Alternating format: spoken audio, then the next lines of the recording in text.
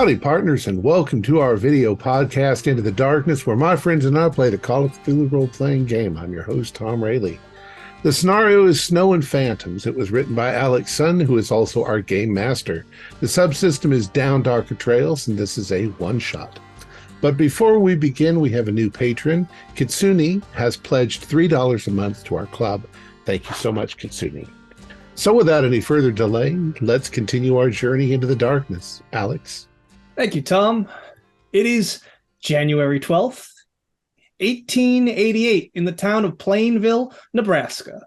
The cold and snowfall has finally subsided after a harrowing 4 days. Today, the Army Signal Corps has sent a telegraph message that the worst of the storm is over. The sun shines down upon the vast snow-covered fields. Ice crystals glide along the blinding white surface. There is 4 feet of snow on the ground, and townsfolk are working hard clearing pathways with horses and mules. It's high noon. What brings you all to the Traveler Saloon in the center of town? Let's start with Sean O'Malley. Well, Sean's probably come in town for some supplies from back on the farm.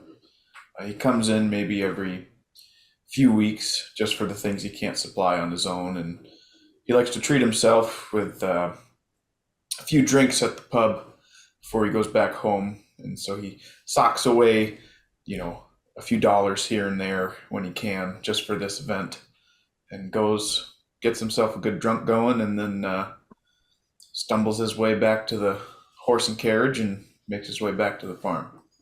All right, so that's what you intend to do. The saloon itself is currently covered in ice. It's a single-story building containing a bar and dining room.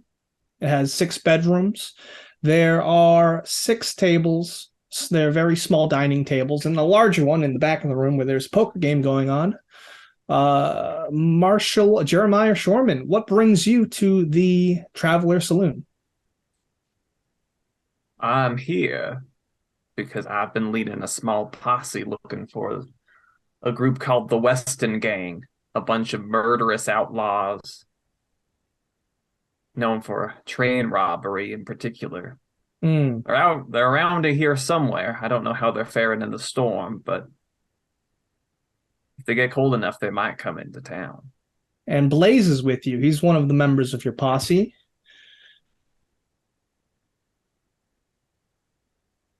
What are you currently doing? Well, I'm sitting here drinking quietly.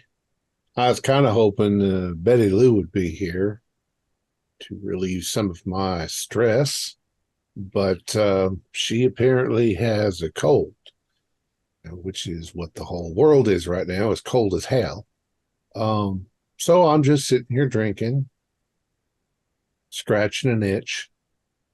Okay. Excellent. All right.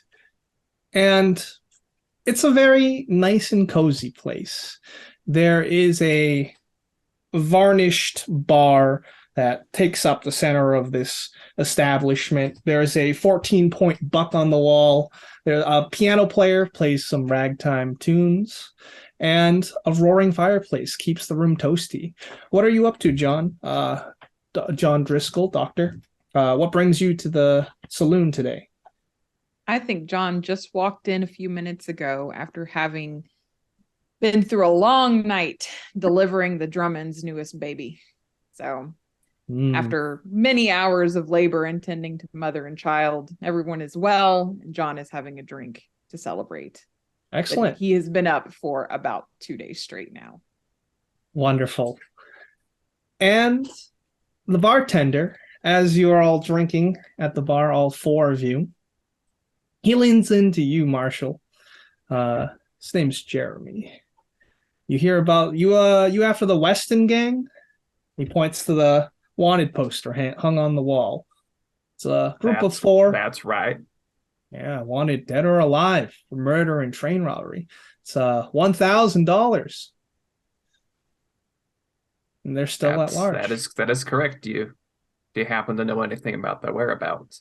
Well, I know that word gets around. They've robbed the Union Pacific Railroad Company in Randolph, Nebraska. and then they were heading west this way. Oh, I've seen some strange types walking around, out-of-towners. But, the entire town's also been cooped up for the last 4 days, huddling inside. Now, if there's anybody who's not from around here, other out-of-towners, where do you think they might be staying to wait the storm out? Oh, well, probably, if they're not staying with me, with the lodging and the rooms, then they probably, if they're outlaws, they probably take over a farmhouse. Yeah. That's bad. Sean's getting a little drunk and he hears that question. He's like, well, if they're out of towners, they could stay under a bridge for all I care. Sean, you seen any out of towners? Me personally? Yeah. I've seen some out of towners. One passed by this morning, right when the snowfall stopped and the roads were clear. Strange fellow. He was, one could say he was white as snow. Are you a poet, Jeremy? No, but he looked like a walking corpse. That's for sure. A walking corpse. Yeah. No meat on his body. Do you have any reason why you would believe that the Westin gang would be anywhere near here? Well, they would probably have gotten snowed in since they were heading this direction. People sighted them on their way shortly after their train robbery of bonds. So, it's been raining for what? It's been snowing now for like 4 days, 5 days. Oh, yeah. They've been, we haven't seen them here. So it stands to reason that somewhere between the train and the town, any homesteads out in that direction? Oh, there's a lot. There's a lot. A lot of farms. Sean's got a farm out there. I know the Pickets, they got a farm out there. I reckon, Marshall, maybe we should just take a trot out there and see if folks is okay. Certainly. And Mister, what was your name? Jeremiah Stanton. Well, Jeremiah, this gentleman over here at the bar, in the vest. Yep. Who's it? Mr. O'Malley. I'm afraid I'm not too familiar with the terrain, snow or no snow, but given the current conditions, I don't know if you would be willing to show me and Bullseye here out to the farms, ask around. If there's these out-of-towners these particular out-of-towners especially are no good to be having around. Right. I'll make sure they're not skulking somewhere. Before that, why don't I provide some lunch on the house?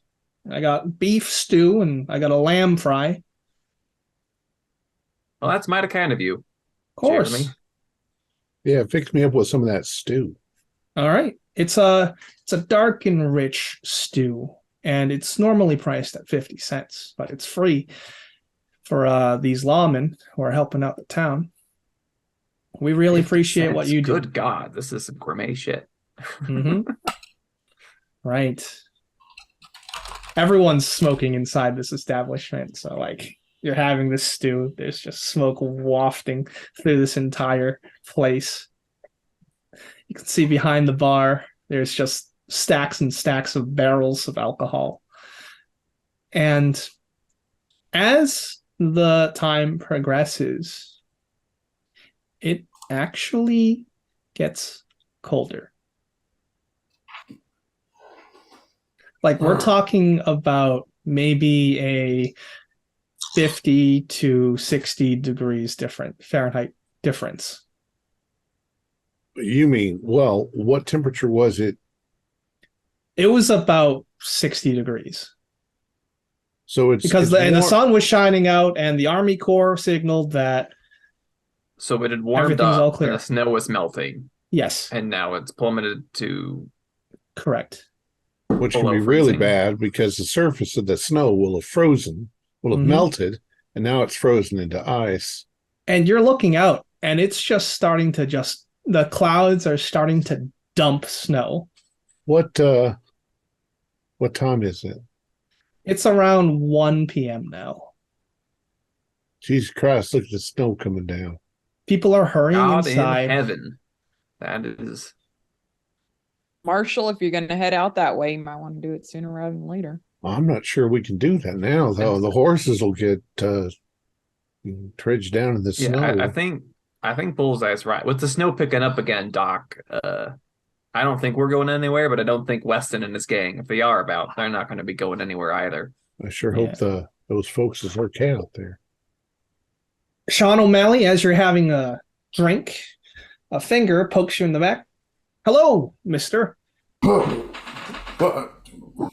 I interest you in a tincture that will extend your vitality? And this is a gentleman in a top hat and a vest saying this. Let me guess.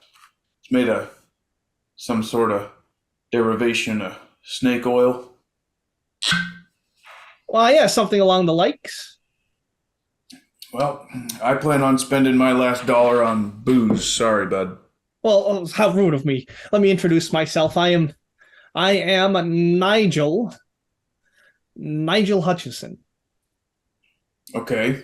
And because you are my first customer today, I will give you a 2-for-1 deal of this tincture that will extend your vitality. You know, I don't think anything can extend your vitality more than long days spent in the sunshine working the earth. Why don't you... A couple glasses of whiskey doesn't hurt. And how about you, Marshall? Would you be interested? This would definitely help you catch more of those outlaws that you're chasing. How long have you been in town? Nigel, was it? Well, I did get snowed in about 5 days ago.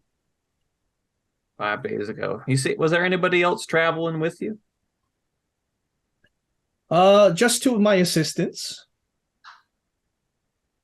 You see anybody else out there on the road or thereabouts? Well, I think it might take a little grease to get my memory going. I just bought some lard. I'm gonna stand up. All right. And I'm gonna walk over to him. And I'm gonna force his head onto the counter. I'm like, you can look up any grease you need right here, son. Give me a intimidate. And we'll see how effective that was. This guy ain't messing around. Either. You are the law. And I did not pass my intimidate. Do you want to push the roll or spend luck? Well, it seems to me like Mr. Hutchinson didn't quite see the sign that says no solicitation on these premises. Oh, heavens, please, please. Okay. No, I won't push it, but I'm not going to let him go. Like, I'm just going to hold him there. All right, he squirms on the bar. Do you mean to tell me that you're asking for bribes from a federal officer? Nigel? No. I had a bad memory. Bad memory. I haven't taken enough of my my tincture.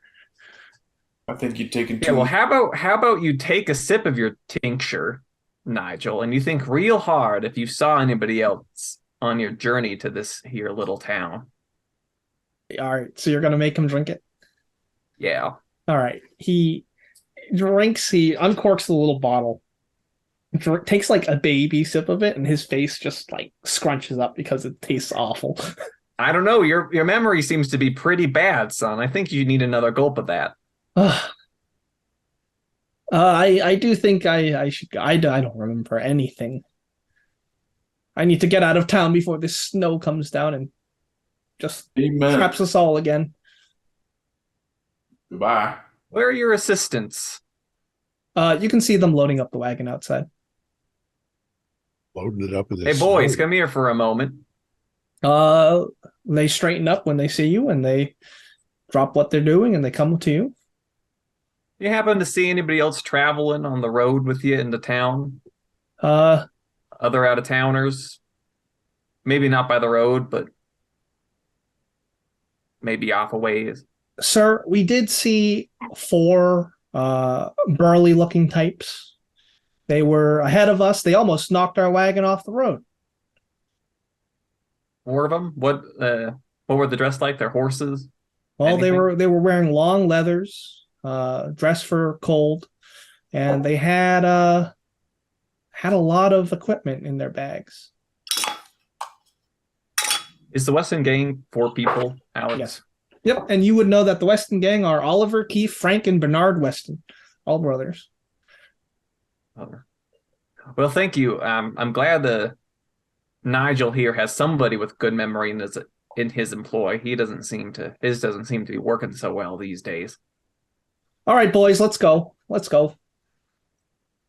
I hope you found what you wanted.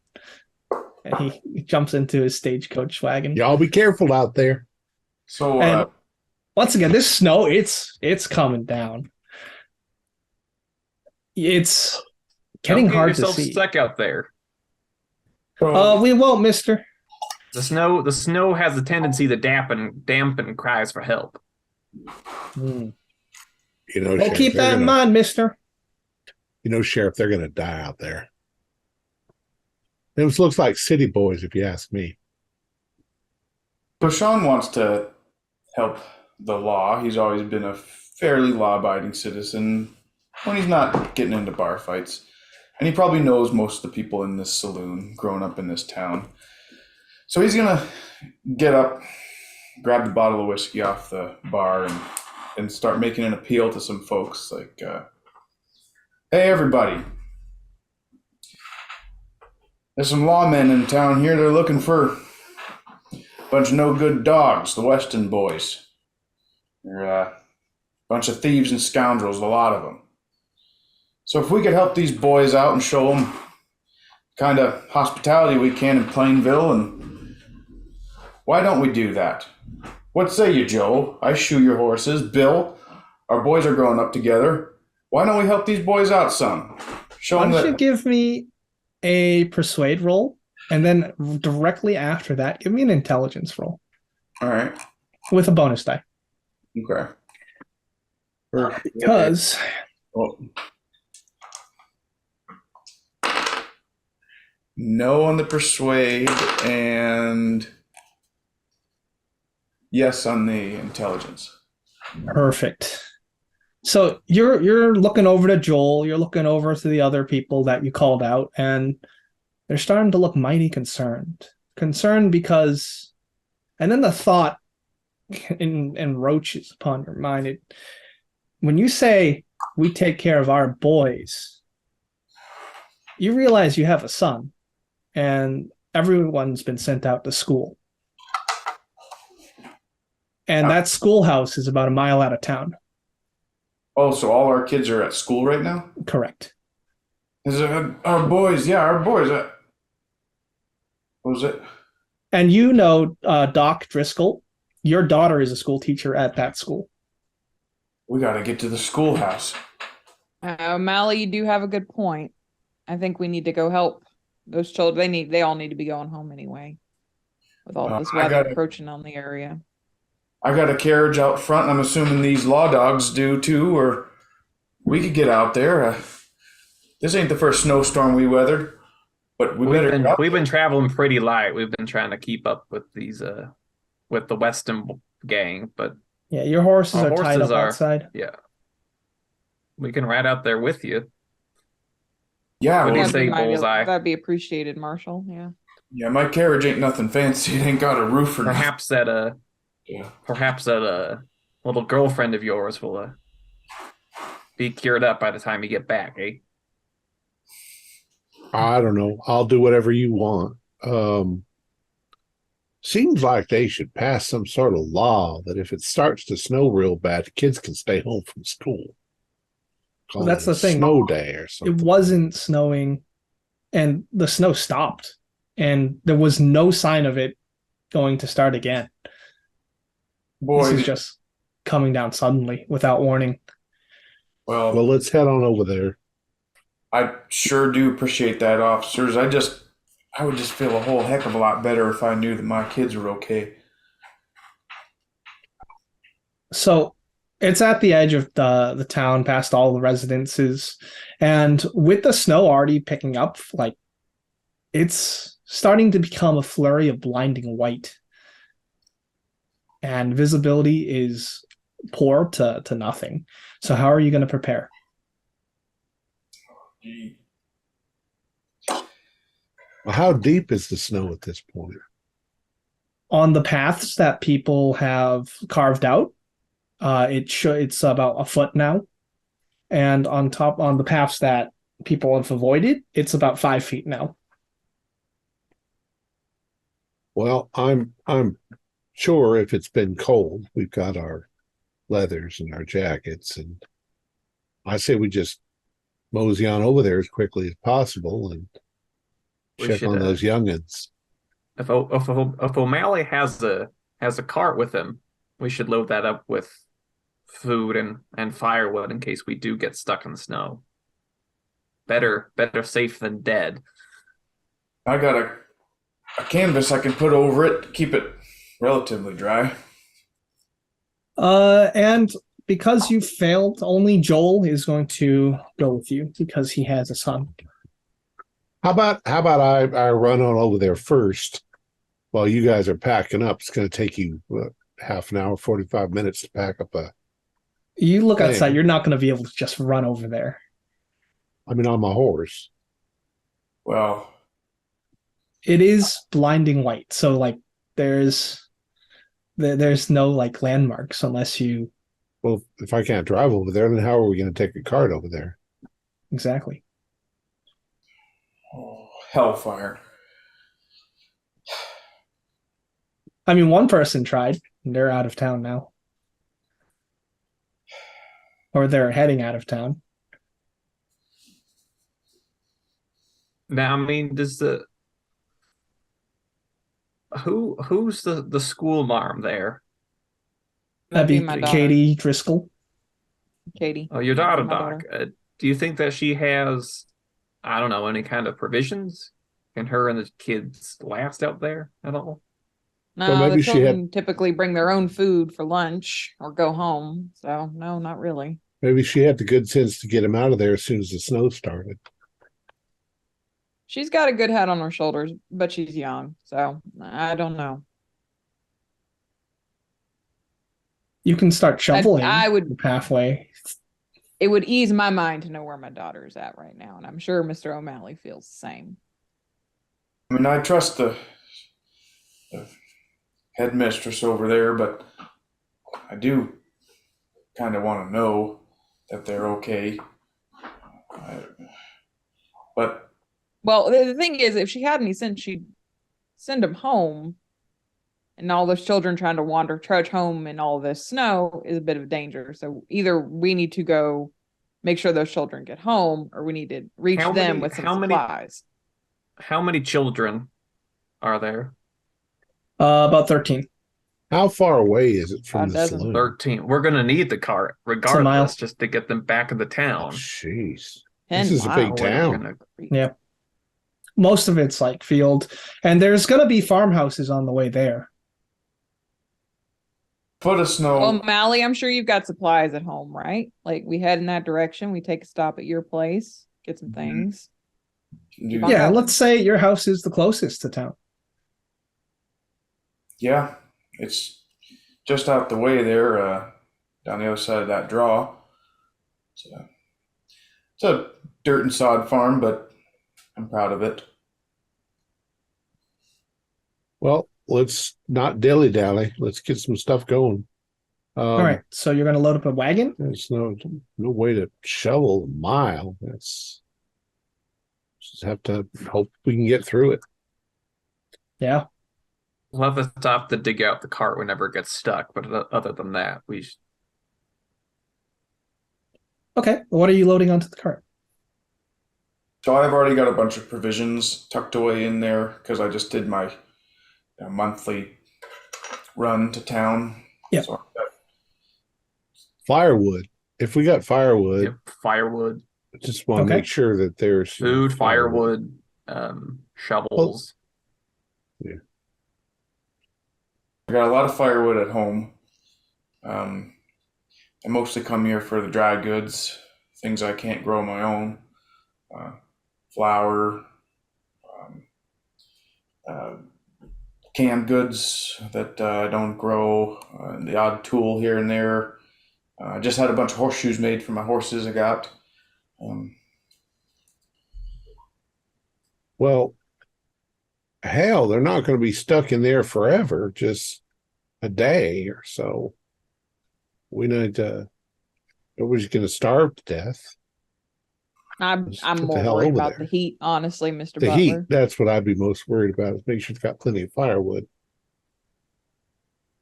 I don't know Drinking what water. they got at the schoolhouse for firewood. I'm sure they got wood, but yeah, might need more wood. And the kids will be scared. We'll want to let them know it's not so scary. Mhm. Well, it's still snowing, so we best get going before we camp. And the Yeah. snow is vicious. I don't know if this cart's gonna make it. 1 foot, okay, but down here, that's 5, 6 feet on the side roads. Lord knows I'm gonna be busy the next week with injuries from whatever accumulates from all this. And so you said now the temperature is about down to 0? Yes. And it feels like it's getting colder. Boy, I hate to I've be. never seen weather like this in my whole life. So you do have someone who is helping out. That is Joel. So he's a carpenter. His son is at that school, and he's going to do his damn best to help out.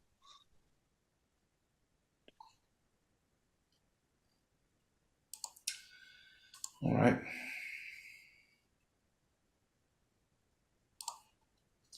So are we gonna run out there, or Yeah, let's Yeah, go. no, I think we gotta go.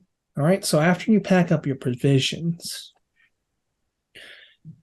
it's just a frozen wasteland out there. Just nothing but frost-tipped trees and the occasional farmhouse, because it's all just farmland, flat farmland covered in snow. And you are just, even making it a few feet out of town is like, it's very intensive labor. It's brutal. And I would like a con roll from all of you. As I'm guessing all of you are shoveling. Yep, 21 is a shoveling? hard success. Are you? Well, it's a mile. 100. No, I heard that you're going to Sean O'Malley's farm Oh. first. Well, still, that would take us an hour and a half. Yes. Just a shovel. Can we just ride through it? I mean, You could. it's foot. Yeah. But that snow is going to keep coming down. So just because it's showing no signs of stopping. I think that the person riding in front, we should switch out every now and again, so one person's not breaking trail the whole time. It'll just wear you out. I rolled a 100, Alex. On your con? Okay. And this is for being cold. So all right. So you are definitely getting very chilly. The freezing cold wind is biting through your clothing, Doc. You're probably thinking I'm getting too old for this shit. I am. All right, who else failed their con? Just because you're exposed to the elements. Yeah, I passed with a hard success. I had 27 out of Okay. 50. Right. And eventually you push your way through. You're riding your horses and you're carrying this cart behind you, and you get to the homestead of Sean O'Malley. O'Malley, I don't suppose you have something like a sled. Actually, I think we might. Yep, you do. Pull the kids around in it when weather got like this. As soon as you open the door, your wife, what's your wife's name? Sue Ann. So Joanne, she hugs you and she says, we have to get our children. I know, honey. We're going to. That's where we're going right now. We just came home first for a couple things. Okay.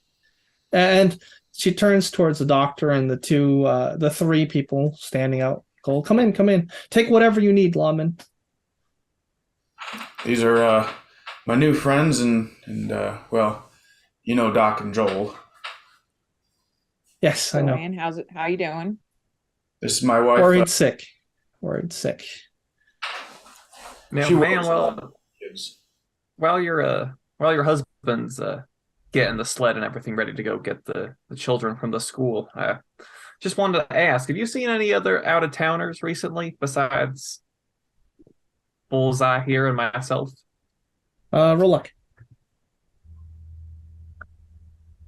05.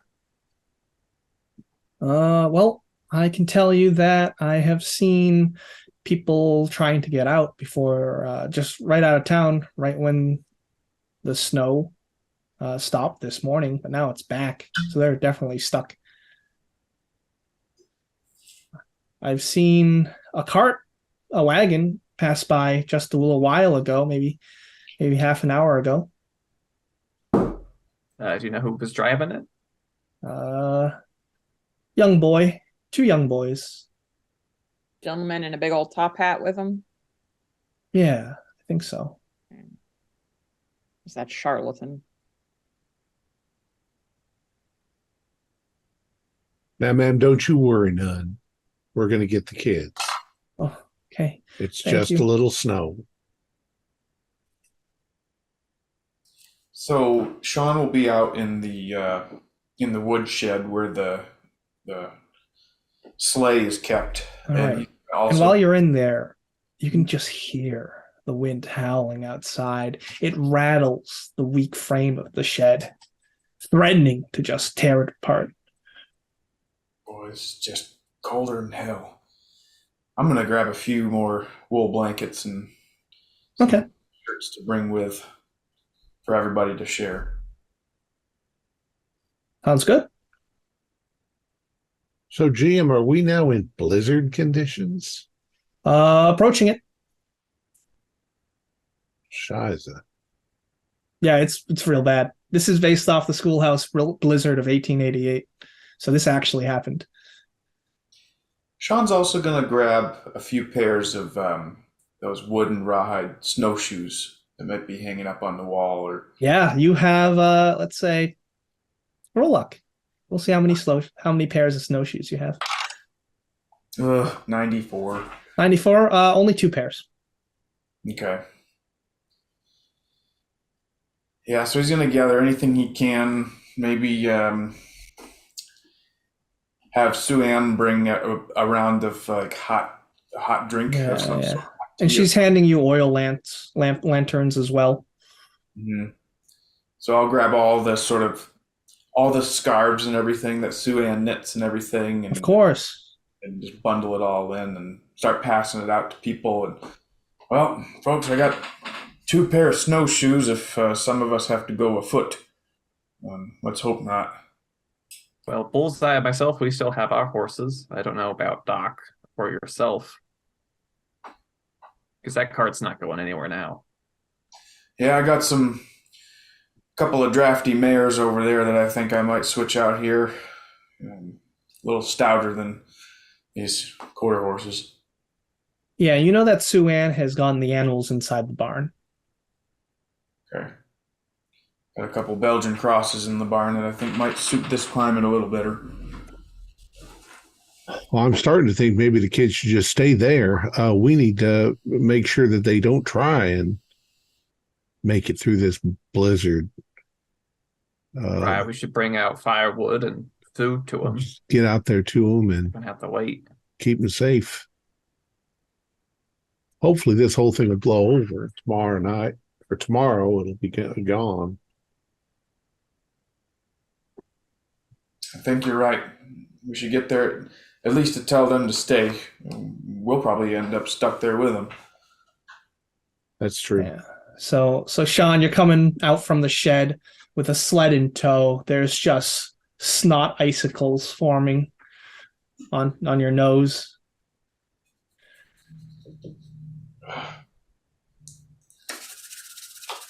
Yeah, you can see other people traveling in town with oxes and shovels.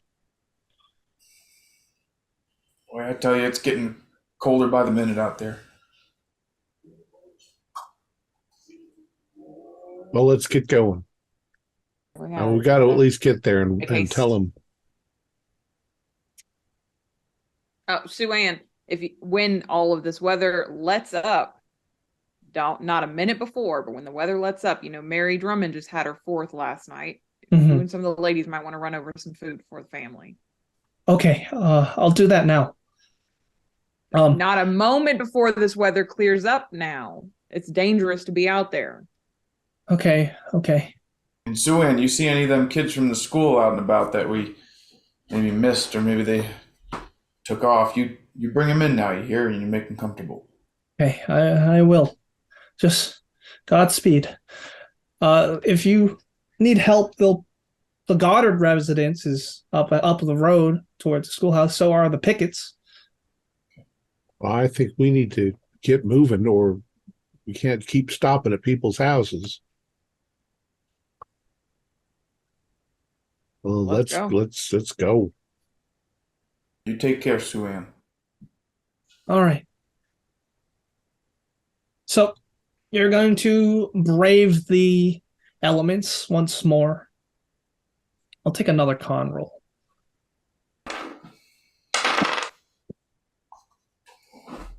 Pass. Fail. All right. Fail. Okay. All right. The chill is starting to get to you, Bullseye.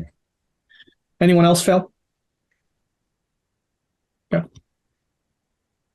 As you go along the path, you're fighting against the wind, and I'll take a spot hidden roll.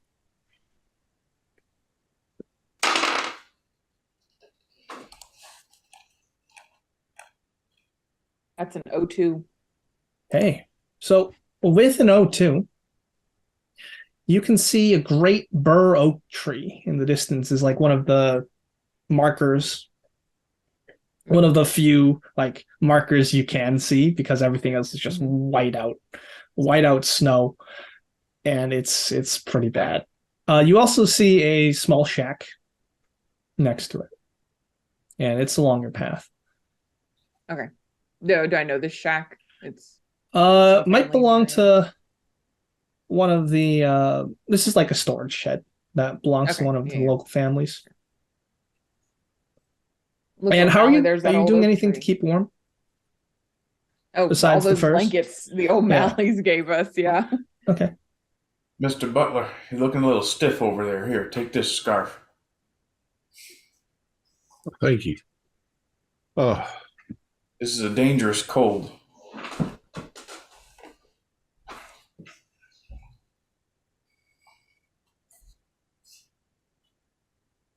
this is so damn wide out. It's hard to see which direction we're going. Yeah. No, we're heading in the right direction. See that oak tree up ahead? Yeah. We're definitely going in the right direction. Yeah, you know that oak tree is the only one around for like miles. Not miles, but like in the surrounding area. It's covered in ice. It's jagged. Well, Now this is... Are there fence posts sticking up? Yes. Some fence posts, however, have been just crushed by the weight of the snow. But you can see the remnants. Now, fortunately for us, I mean, people cleared a path out to the schoolhouse beforehand, so there is a shallow dip of where they had dug out before. Correct. So, and that's going to always be shallower. Mm-hmm. Boy, Doc, you got a good eye. I would have missed that oak tree if it weren't for you pointing that out, and I've seen it 1,000 times. His old eyes are still good for something. Looks like a ghost. There's snow. So Everything you're looks like a ghost out here. trudging along, and you are getting closer to this oak tree because you need to pass it. Are you going to check out the shed? I feel like we need to just keep moving. I mean, Why? actually, if it wasn't for that Westin gang skulking around, I mean, no You think stone there's left time for unturned. that, I'll go Marshall? out there. Poking around, looking Okay. for your Right. So friends. you trudge through a little more. I'm not asking everybody to come with me. With my horse, I should be able to go over there. Yeah. Mr. Are you Bob, gonna look in? Yeah. There's a small window that's broken. Snow's blowing in. And roll Sam. Oh, Mr. Shorman, 73 is a pass. this way. A pass? Okay. It's 0. Sean, what did you say? Mr. Shorman, the schoolhouse is this way. Just look at it. God almighty, what is this? And it is a body. It is completely nude, pale skin. The clothes are stripped and next to it. And he's basically pinned to the wall with icicles. Jesus Christ. What is it, Marshall? Does he look for Doc, get over here. Oh shit. I'm going as well. Okay. I'm with the marshal. Right. So Stay there, Mr. O'Malley. We don't want to lose where the road is.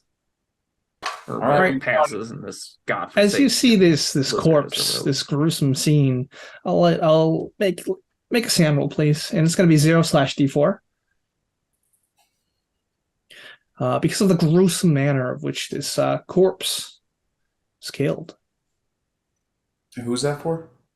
Doc and Bullseye. Yeah, I'm fine. Failed, but I do only take half. So 1. Okay. Oh Jesus Christ! What is this? What happened? It is quite the gruesome scene. I The don't know. man, Do you recognize him? he looks like one of the town beggars. I've seen that gentleman begging for pennies off everyone now and again. Yep. And you know he was a vet. And you know that he is pinned to the wall right now. His hands are driven through with icicle spikes, and his feet, his ankles are driven through with icicle spikes. And one more is going through his throat, and it's just frozen blood. Hey, what are you Is doing? Does it look like he's like crucified? Yes. Wait, Marshall, is this I don't know that this is Whose shed is natural this? occurrence. Does it look like something could have fallen through? There like holes in the ceiling? No. In the walls? I don't know Winter to be killing people like our Lord and Savior like this. This looks intentional. This is the Goddard shed. Do we know anything? What do I know about the Goddards? You know that you had to amputate one of the older son's foot because of frostbite just 2 days ago. I mean, yeah, it was pretty bad. And they are hardworking farmers, and they've always done good by the town. I can't imagine Jim and his brood doing anything like this. I don't know what this is. Could this be Are they kind of the criminals you've been good chasing? Have the does the Westin gang take a liken to Christian symbolism? No. No, I don't think this. They wouldn't. I mean, they're a bunch of murderous, scum, but they don't. They wouldn't kill a beggar like this. There would be nothing in it for them. Yeah, exactly. So you're gonna take down the body and look around? Yeah, I can't leave it here like this. This is all right. So as you move his body, you can see that feeling the body itself, it's frigid cold. It's like completely frozen over. And like we're talking all of the liquid in his body has turned to ice. So that's another SAM roll for you, Doc. Yeah, I was about to say that's not natural. That's an 07. This is not natural. I don't know what. It's going to be 1. Hey, what do you boys got going on in there? Mr. O'Malley, stay where you are. There's somebody's been killed. There's a body, O'Malley. We think I don't know. Some people, when they get too cold, they do some strange things, but he's frozen solid, so he's been frozen for a while. Oh hell, who is not? it? Butler, I'm telling you right now, this is not anything. It's not possible. I have dealt with bodies in all kind of conditions, all kind of causes of death. This is not possible. Well, Doc, I hate to break it to you, but if you're dealing with it right now, it is possible in some meaning of that word. Wow, who is it? It's this old beggar, the one that used to hang out by the saloon. What was his name? Amos? Old Charlie. Oh, Charlie. Damn. Oh, Charlie, I think. Wow, that's a damn shame. What happened? Somebody done him in like our savior, the icicles. Well, that's just blasphemous. I hate there's to, no better to rush word for us it. along now, Marshall, but is the state of this going to change at all? Because I feel like No, I mean, he's pretty well preserved out here. Charlie ain't going nowhere. All right. So my point. You pulled away when you touched him. Are you going to do any other type of? Oh yeah, I'm like search. I am going to look at him further, but it did definitely startle me. Marshall, should you go check on the Goddard family? I was just about to do that. Bullseye, let's go. I'll come with you. Yeah. All right. So you'll carve the path forward towards the Goddard residence, and then you'll while Doc looks at the body. Yeah. O'Malley, can I get some help in here? Yeah, sure. Hey, you boys take this shovel. I'm gonna go help out Doc. All right. Joel takes the shovel. He's working on the road while you're talking. Make a sand roll, Sean. I have a feeling that was a fail, but let me verify that. That was a fail. All right, D4. All right. Maybe you cry out and gasp as you see this, and since that was a fail, you're like moving the body, de-crucifying him, and you're looking at his back now. And the best word to describe his back is just flensed, shredded. Oh, hell, Charlie, what have they done to you? Easy, O'Malley, easy. I know it's upsetting. He was a good man. I served with him. He was a good man. Whatsoever they do unto the lowliest of men, they do to our Savior. You have a medicine roll. Yes, I do. For me? Yeah, it's anyone. I can make it a hard if it'll do any good, but if not, no need. So regular. From the looks of it, it looks like the best way to describe it is if this man was put into a large container with a bunch of sharp objects, and then the container was shaken. Jesus. Pardon me, O'Malley. This is just flens, just Oh boy, terrible. into a pincushion. What kind of animal would do something like this? This has got to be one of the Marshall's criminals that he's chasing after. I'd bet dollars to that.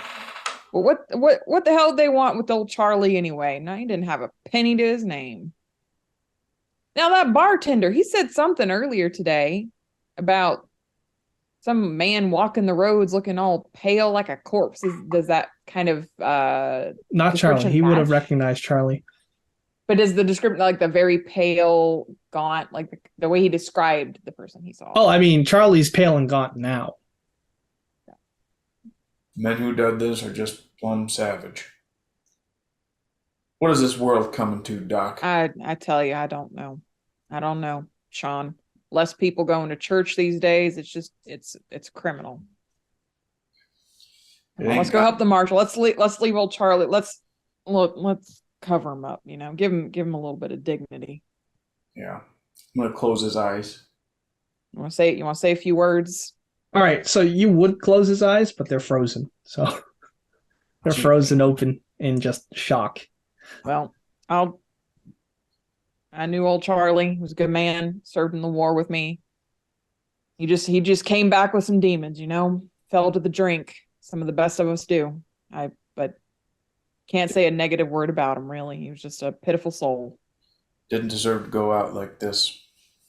Amen. Amen, brother. Right. Let's go check on the marshal. God only hopes the Goddard family didn't suffer some terrible fate like this. Those of you who are outside, could you give me a con roll? And since you're wearing your like leathers and scarves and you're wrapped up, you should be rewarded a bonus die. Well, 43 is a success. Okay. Cool.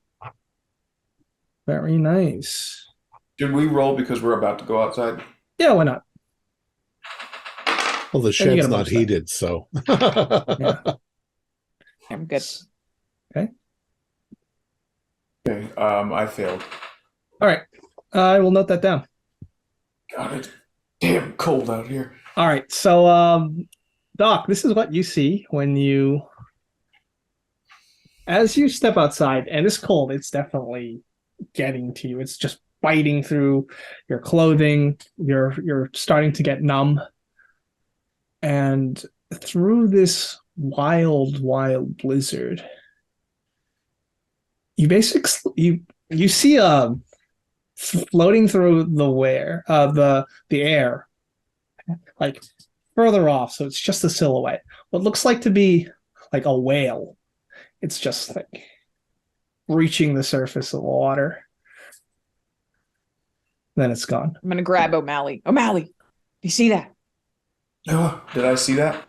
No. What is it, Doc? No, I'm sorry, O'Malley. I'm stressed out, and I've been up for at least 48 hours now. It's just been a long couple days. Yeah, I'll take a sand roll for that. It's all right, Doc. You've been working hard. You've been doing good work. It just tires a man out. Good. Come on, let's go check on the marshal. I'd like to get out of here as soon as we can. Yeah, let's go. Okay, sure. So, those of you, you're with Joel and you're digging your way to the Goddard residence.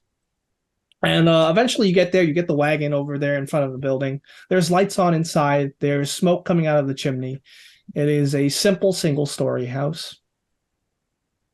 Are there any tracks in the snow out here? No. So the door opens and you see the owner of the residence. His name is Jim.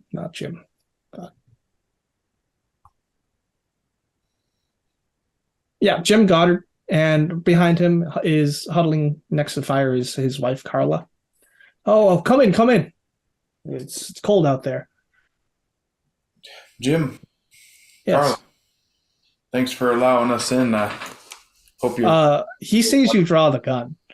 Well, I already had it out, but okay. As I come in, I'm going to look over at them and I'm going to look around. Like, is there anybody else around here? Give me a spot hidden roll.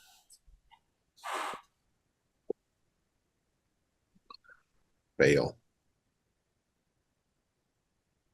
Okay. Yeah, it just seems to be the two. Okay, then I'll put it away. Jim, Carla, don't pay that no mind. That's a couple of lawmen looking for some outlaws been around these parts. Out in this snow? They're out here, dogs. I'm afraid so. I have to ask you, as the owners of this here property, were you aware of a man living out in the shed over yonder? Oh no! Now that you think of it, I haven't checked that shed since the snow started about maybe 4 days ago. Oh, shucks. Notice anything strange lately? Any noises at night other than the wind? Anybody been by? Earlier, I could have sworn I heard some kind of animal screaming out. But I always thought there ain't no animal out there. They're all hiding away. When was that? About maybe 40 minutes ago. Jim, Carla. And then I heard a wagon pass by. About 10 minutes, 20 minutes after that. Well, we know the wagon. Do you remember that old beggar, old Charlie, hung out on the corner selling knickknacks? Yeah, I remember him. I donated when I could. He's gone. They found him out there. Your shit. Oh my God. Goodness. It just ain't right. I want to roll psychology. Sure. Roll it. 50 is a success. So you're trying to figure out if he's lying to you? Yeah. He's not. He's lying if he's genuinely surprised It's to learn. genuine shock. And Him and the wife? Yeah, and the wife. You can tell that he is bothered by something as well. Is there anybody around, Mr. Goddard? Besides you and the missus? Just my son, William. He's recuperating after Doc treated him. I don't think he looks so good. He lowers his voice. He's shivering all over. Sounds like he's having a hard time of it. Well, I'll go have a look at him, Carla. Don't worry. I'll go have a look at him right now. Okay. Hey, and you're sure you haven't seen anybody else around? No, not recently, besides that wagon. You ain't seen any of them school kids around or heard any news from the schoolhouse, have you? No. They haven't passed by. I think they might be holed up with Katie, your daughter, John. She's a good girl. She's got a good head on her shoulders. I'm sure she's taking good care. She's probably keeping them safe. Yeah, I hope they stayed in there for their sake. Well, where you got old Bill, huh? Let me go check. He's in the back room. And you can see he is shivering in his bed. He looks pale. His complexion is just white. He's clutching himself. He's wrapped under a bundle of blankets. It's not good. Well, Bill, how are you feeling now?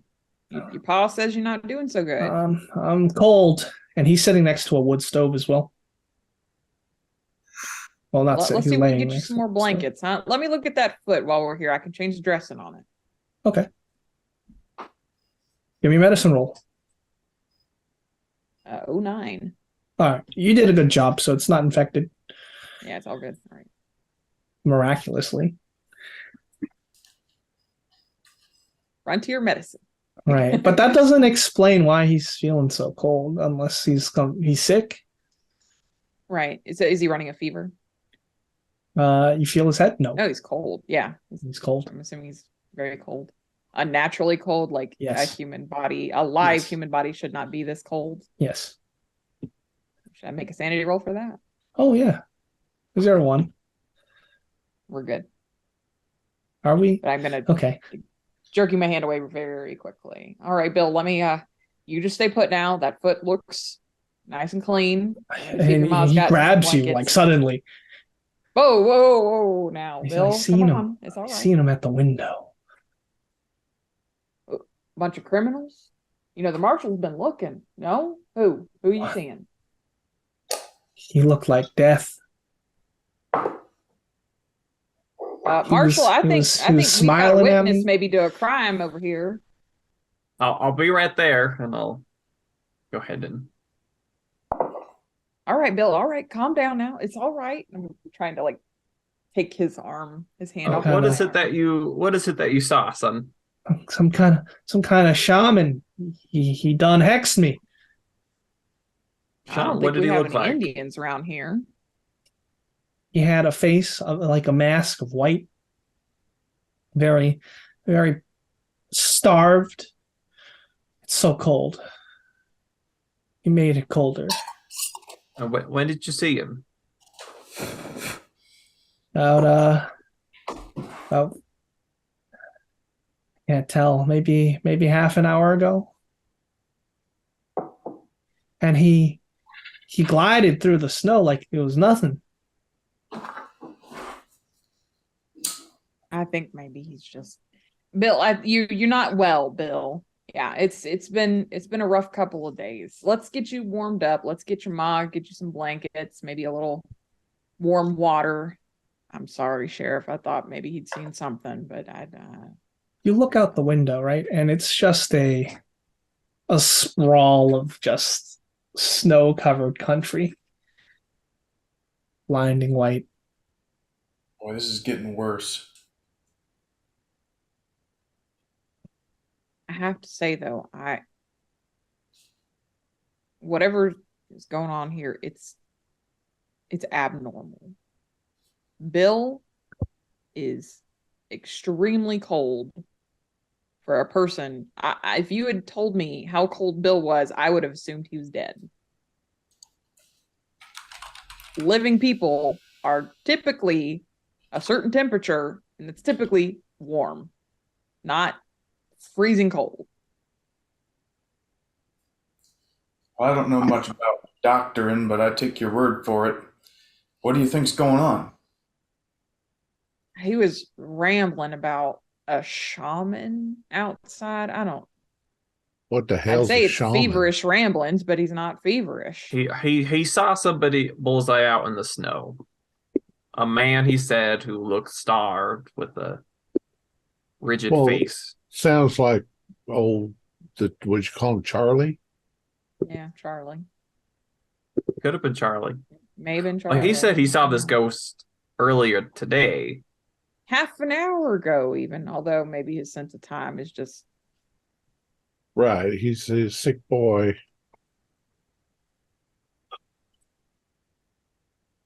Well, Marshall, there's nobody hold up here. We need to get to those. Yeah, I think we need to go. Going. Okay. Excellent. And before I leave, I'll tell Mr. Goddard. Now listen, there are some folks around here from out of town that are no good. So if anybody's coming by looking for shelter, just be careful who you let in. Okay. Thank you, Marshall. If you see a group of 4 men especially, don't trust them. Jim and Carla, keep an eye on Bill there. Okay? Okay. All Keep right. warm now. Oh, don't go into the shed, please. That is... I have not been able to deal with the body. Jim, Carla, just leave it alone. You don't want to see all that anyway. Okay. We'll stay put. And if you need us to take you in or take the children in, we certainly can. Once you retrieve them. God bless you. God bless you. God bless us all. All right. You're heading back out into this whipping snow, and you're going to start shoveling your way down this path. I'd like a spot hidden roll from all of you. 42 is just a regular success. All right. Regular as well. Okay. Regular, sure. So ahead of you is the Pickett residence, maybe about 50 feet down the road. But those of you who passed, you see a wagon stuck in the snow closer to you. Does it look like it might be the snake oil salesman's? Yep. Well, let's get up there really quick. Oh, yeah, I'll call out. Hello? There's a shriek. A shrill shriek. That sounded like the voice of the snake oil salesman. Mr. Hutchinson. No, stay away! Sean's going to grab his coach gun and not going to stay away. Very well. Also, make a con roll. I've got my carbine. Very well. You got an extreme. Okay. I failed my con this time. Regular. Okay. Regular. Nope. We get bonus dice though, don't we? Yes, you do. Oh, then I passed. Woo! Very good. Thank goodness for warm clothing. I don't have any weapons, so I'm going to stay back and let you boys do your work. If you need a doctor, so call. Blaze and Bullseye. Blaze, Bullseye, and Doc. You're hearing something below the howling wind.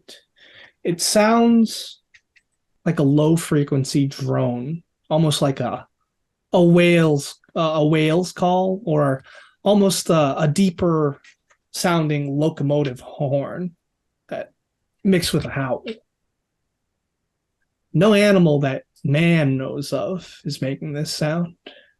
And you can't pinpoint. It's just barely audible, surrounding you. The hell's that noise? Oh, you heard it too? I swear, after all these years shooting guns, I figured it'd just been my hearing going. But yeah, I definitely hear something. Nigel, where are you? Stop! Away! Away! Well, we're going to move forward. I'm going to move forward at least. Nigel, don't stay calm. Don't do anything rash. All right. So, as you approach the wagon, you can see that the door has been just torn off. And it's been haphazardly placed on again to keep out the cold. Are you opening the door? The sound of the voice comes from inside. Let me go forward, Marshall. All right, so I'll open the door, and you just be ready, Bullseye. Yeah, I'll get it back. Okay. All right. So I don't know if he's like armed and panicked. Like I don't want anybody to get shot, so I'm gonna open the door and like crouch. You'd be right to assume. All right. So just ditch into the snow. As you pry off the wagon door, you can see the crumpled form of the snake oiler. He is screaming now that he's been exposed to the elements. I've seen God, and God is cold. I can't feel nothing no more. And beside him are just his two assistants, now frozen and dead. They've been flayed the same way. What in the What the hell happened here, Nigel? They got him. God got him. Who? Oh. You heard it too. I can tell. He's not right in the head. And he just drinks his tincture. It's whatever that tincture is. That's what's doing your head in, son. Put that down. Come on out, Nigel. I'm looking around while they're handling this. All right. And for seeing the two frozen and flayed dead bodies of the assistants, I'll call for a sand roll. 24 is a pass. Okay, 0. So while they're doing that, like I say, I'm looking around outside. Yeah. Give me a spot hand roll, please.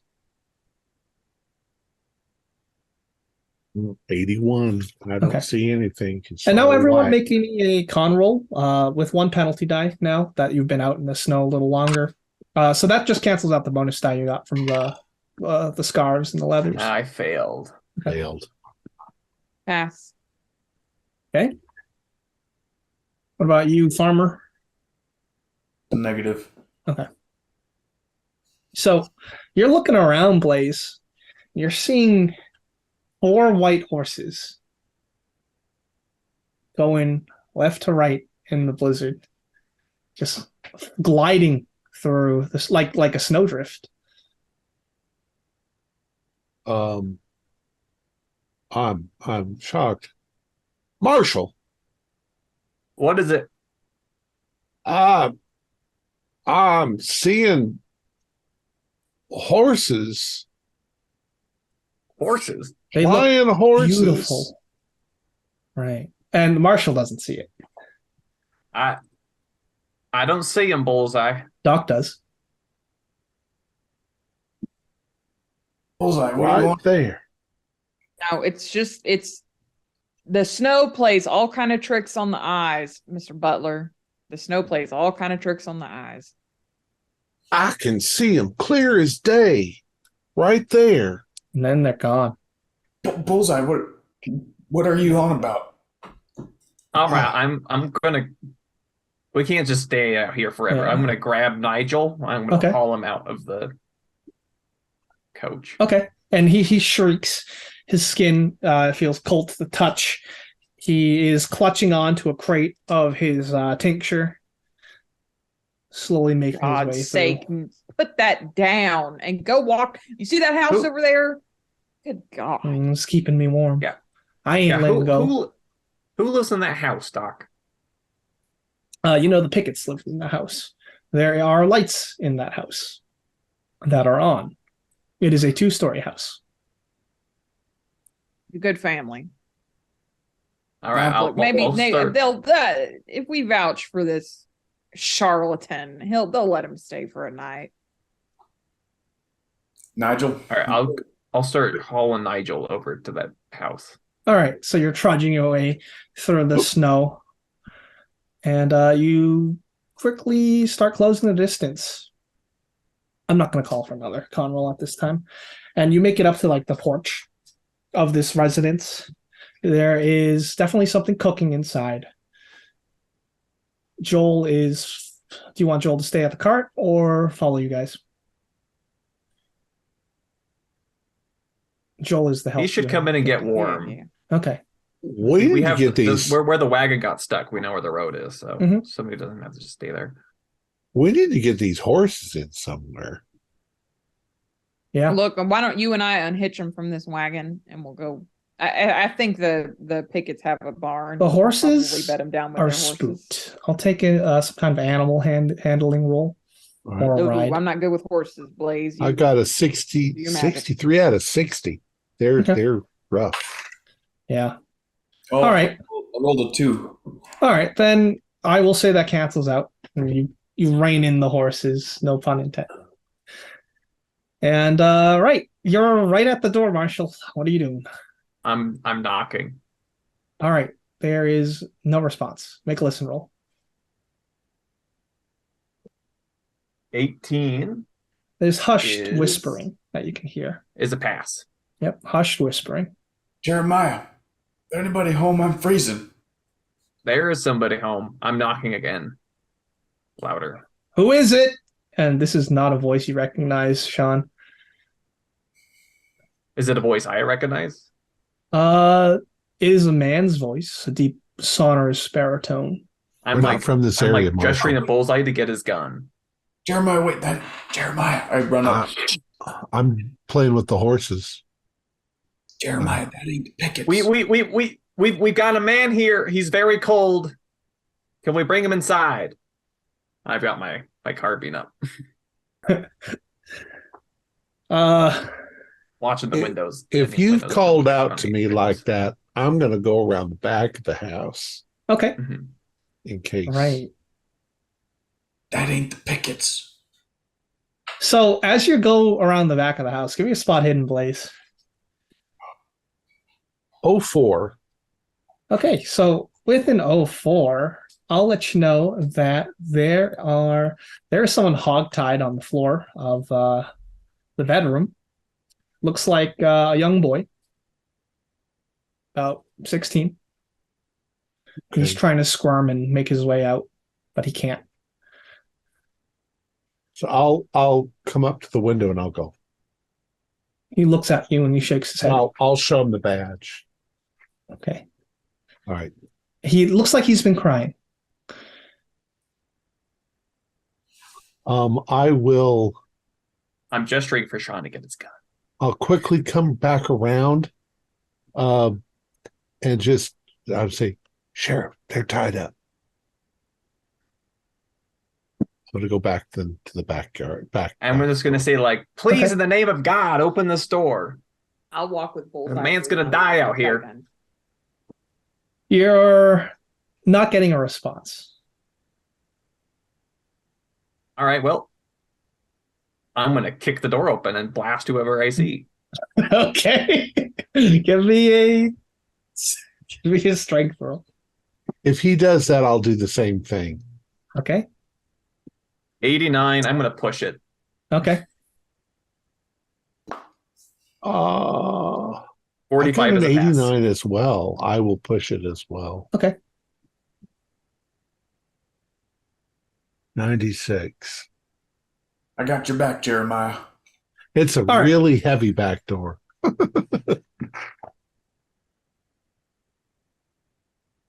right, so I'm going to adjudicate what's going to happen from the back door first. Because you failed the push roll. And as you kick the door, it doesn't quite go through. You don't hurt your foot or anything. It's just that 3 shots are going to pierce the door in your direction.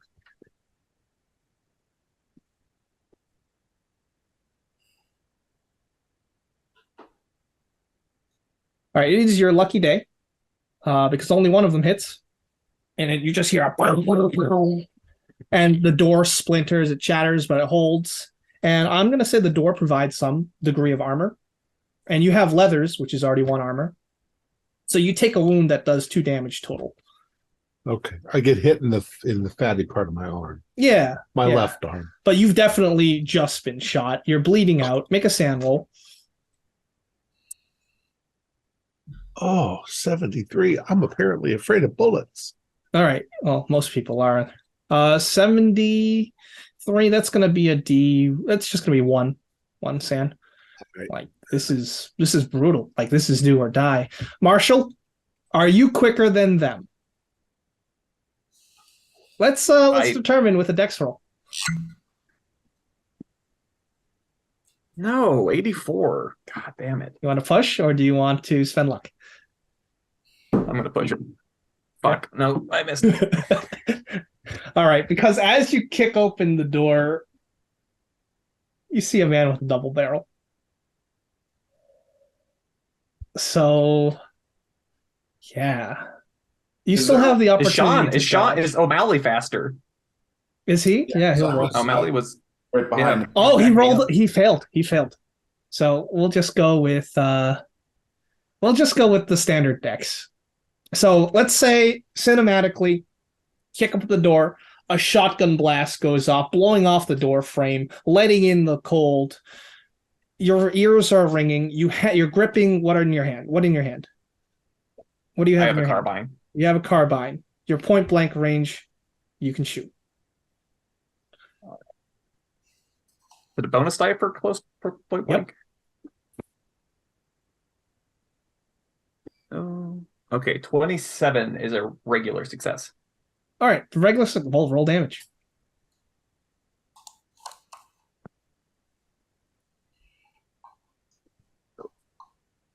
Eight. 8. Okay, so you basically blow a hole in this man's head. There is gray matter, viscera all over the family portrait behind him, and he slumps to the ground. Seems like you've gotten Oliver. They won't be able to identify him. And Bullseye, it's your turn now. You've just been shot. 3 shots from that door. Sounded like a handgun. Did the gun make holes in the door big enough that I can see through them? Yep. All right. Then I'm going to put my gun through the hole, point it the first. We probably know what these guys look like, don't we? Yes. All right. Yep. You've seen their If I see one, I'll point at them and I'll fire. All right. This is them. Give me a firearms roll with a bonus die. Actually, no, without a bonus die because you're firing through a door. Okay. Well, I got 14. All right. Is that an extreme? So let's see, for a handgun. Oh, it is an extreme. Excellent. Right. So just an extreme. D10 plus 10. 19. All right. There's the smell of cordite and gunpowder in the air, along with the smells of this frigid, icy cold. You shoot him right in the throat. He starts leaking. And when I say leaking, I mean pouring just everywhere. Right. You hit a jugular, and he's clutching at his throat. He's gagging. He hits the ground. His body's still twitching. It's not a good sight. Not at all. But that's why they call me Bullseye. That's true. You hear scrambling, movement inside. One guy is going to go down from the stairs. So you just got Keith, Bullseye. But Frank, he's going to come down from the second story, running down the stairs. He's got a sawed-off in his hand. He looks at you, and he's going to fire. You have the opportunity to... Who, me? Marshall. You do have the opportunity to dive for cover, but that will sacrifice your turn. Marshall, get down. Well, O'Malley's behind me, so I'm going to dive for cover and hope that O'Malley will gun him down. Okay. Give me a dodge roll. Also, his back is 40, turned towards I'll me. spend 30 luck to pass. All right. That I mean, is 10 luck to pretty pass. smart. Oh, 10 luck. A better deal. So you I said dive out the number that I needed to get. You dive out of the way. 40, I needed a 30. You basically slide because of the ice and the snow. There's just snow all over you. And the shotgun blast just tears up the floorboard, sending up an explosion of splinters. Sean O'Malley, it's your turn. All right. You don't know where the fourth is. You don't know where Bernard is. Hit the decks, Marshal, and I'm gonna unload both barrels into this guy. Okay, give me a firearms roll. Am I close enough for point blank or just regular? Yes, you are. All right. All right, that's a regular success. Which Okay. Yeah, that's 8d6. All right. Hold on. 15, 20.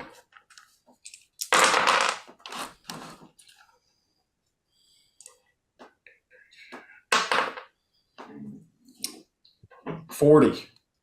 40. Okay. So you can see his upper torso and his legs separate, and they're both launched into the air. Yeah. You're driven backwards by, actually you're build 1, so you hold the recoil pretty well, and you are just covered in guts. Marshall, you okay?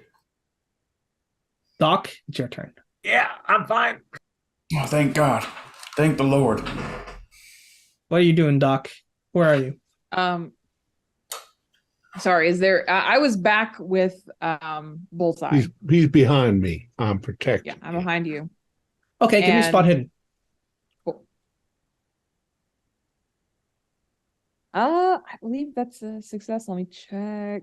Okay. Yeah, just a regular. So then you would see someone hiding around the corner of, because the door is not quite open yet because Bullseye shot through it. So maybe through one of the windows, you can see someone waiting around the corner with a machete about this big. Okay. And I don't recognize this person because I feel like I probably know the pickets. Okay. So what are you gonna do? Yeah, I have a gun. If I can shoot him through the window, yeah, see him through. You can try. All right. He hasn't noticed you. Oh, it's an 08. Good Lord. Yeah. That's an extreme. I'll spend the 2 points to make it an extreme. Okay. Absolutely. So it's an impaling weapon. And that's a D10 and plus 10 plus 2. They're dead. 16, yeah. All right. So you basically trepanation. Just through the head. Side of the head, he drops to the ground. You've really opened him up. And as the snow settles, the house is quiet, besides for the sobbing of this young boy, this young adult. All right, I'm gonna call out, Bullseye, are you all right? Yeah, there's a boy. Check upstairs. Maybe the parents are tied up. I got one, Amel got another. Do you have eyes on the other two, or are they dead? They're dead. All right. Thank the Lord. I'm gonna go in to see where take a look at that arm. Where the boy is. It's just a flesh wound. You don't want to get infection. I That's can do why an I don't want you to amputation, touch but I me. can't guarantee it'll be a good time for you. All right, so you are standing out in the cold. Some of you have moved inside. There's just the smell of just a gunfight. It smells like power. And there are the dead sprawled across the ground. You see the young boy tied, hands bound. They're raw and red from trying to escape. They've got him behind his back. And his name, you recognize him as John Pickett. And he's sobbing. He looks inconsolable. Who's heading upstairs? I'll go up. All right. I'll go Actually, I'll get the boy untied. Okay. And ungagged. And he's wailing. They killed him. They killed my mom, my pa. It's all right. It's all right. They've received the Lord's wrath. They said they were gonna use me. Don't. It's okay now, son. They're dead. We got them. You're safe now. All right. And he is going to just sit down on his bed, hands in his head in his hands. He's getting it all out. How old is this boy? He's about 16. Working age. I'll call the doc and take a look at his wrists. He seemed to have rubbed the skin off trying to get Did- out. All right, John. All right. Let me look at those arrests.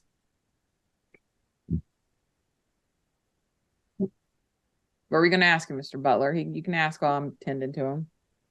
No, we're cool. Have we found the bodies? Yeah, Who's upstairs? Who's going up? Yeah, O'Malley is. Is there a basement? Yes. I'll check the basement. Okay. I should Right. drag Nigel inside now that everybody. Yeah. Now bring that Nigel the, in. All right. So Unless the king is he dead. winces. He's on his 5th bottle of his tincture. He's just tossing them on the ground as he's finishing them, shattering glass. There's just blood, gore, glass, and snow.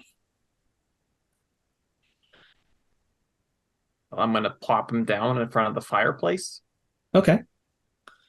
Yeah, he And I'm likes like, that. you can sit here and whine about seeing God or whatever the hell you want.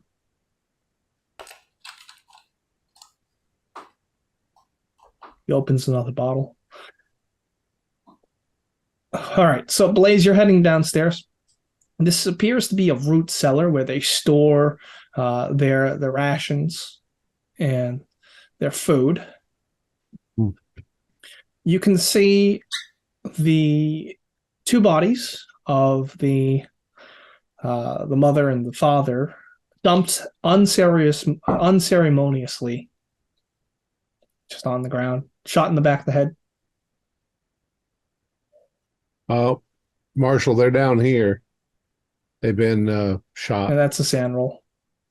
Why? Why would they do this? Pass. 0. Because they're criminals, sir. What would possess in this family didn't do nothing. Pickets are good folks. Yeah. These men were rotten Westins were not bastards, good and we sent them folks. to hell where they belong. I don't know what happened to them boys growing up, them brothers, but I ain't gonna sleep over this. Just why? Yeah, roll Sam for that, Sean.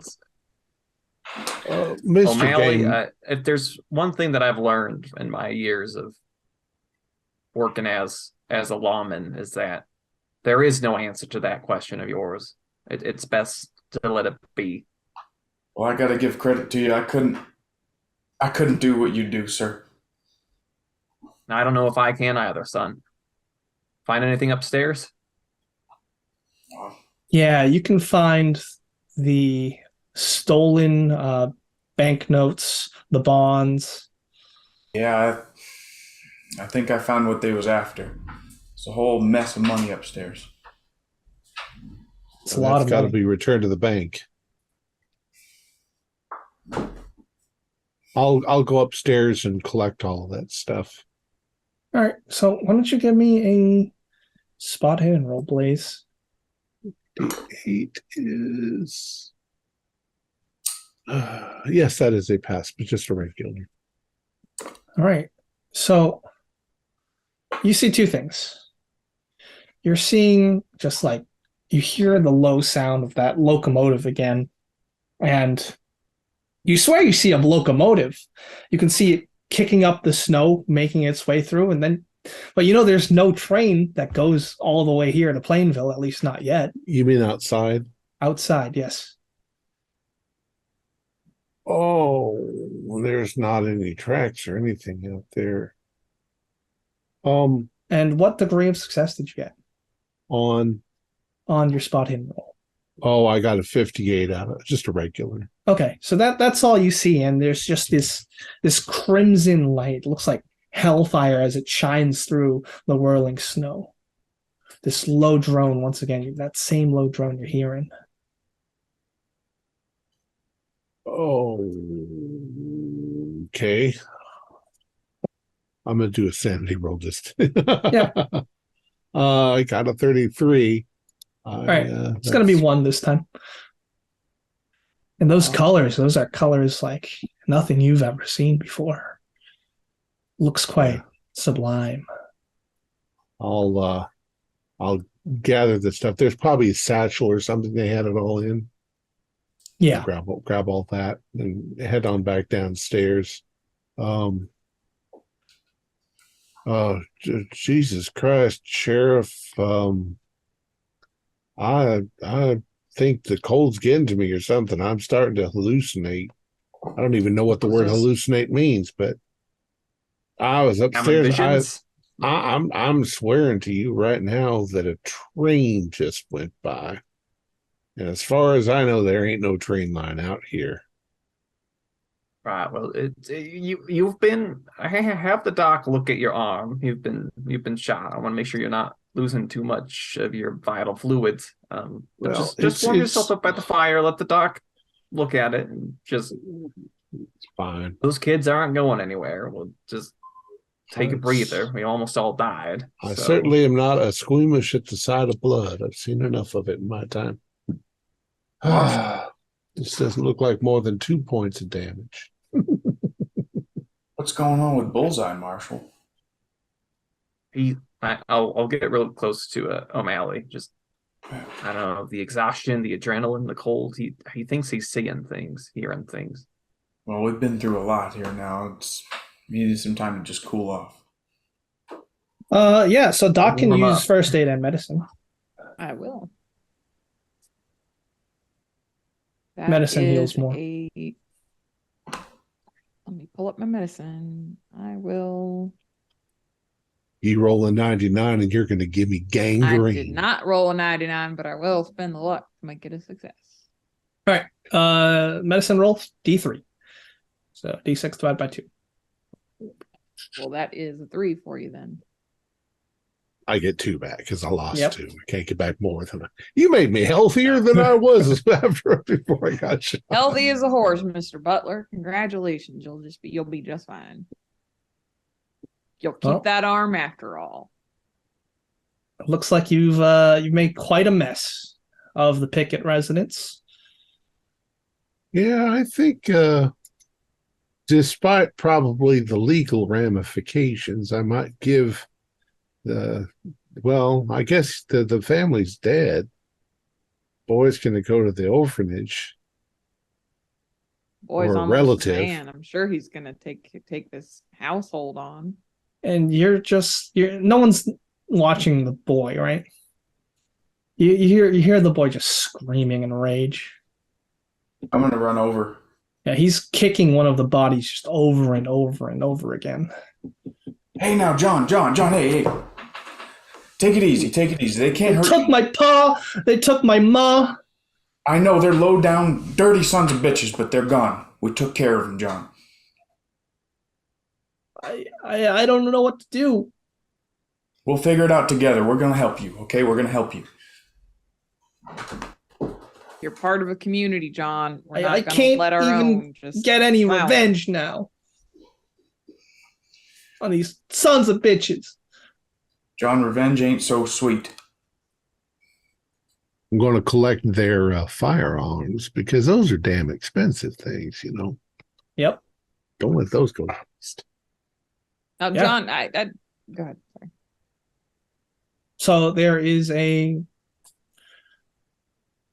4 revolvers and 2 sawed-off shotguns and 1 carbine. The shotguns are not worth, I don't know, sawed-off shotguns, huh? And they have a lot of ammo. Why on earth would anybody saw off a beautiful shotgun? Yeah, it looks like one of them was engraved and it was just sawed off. They think like they're some sort of city bank robbers.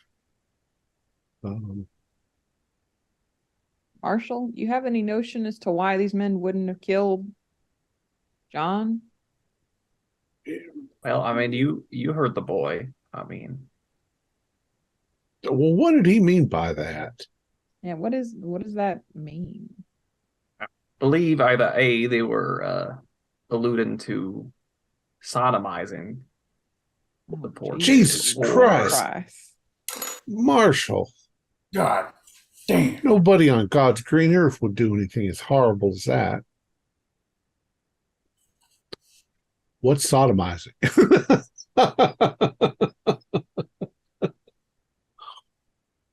Is that in the MO of these boys you've been chasing this whole time, Marshall? Or do they just normally kill? I don't know, to be honest, but well, I don't know. I mean, look. I mean, strange things happen to people who get cooped up in the snow. They could have been here for days. Sure enough. There, I'll say to the boy, I'll say, look, those sons of bitches are dead. But can you give us any idea what you think they were up to? They came when the first snow fall started when it first started snowing, mister, about five days ago. And they were just cooped up here ever since.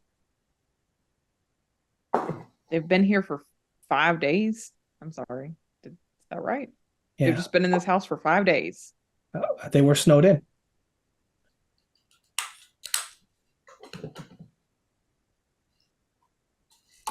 And they didn't harm you in any way? They harmed my mom and pa first. Yes, I understand that. And I'm very sorry your parents were good folk. He just looks out at the snow. When did they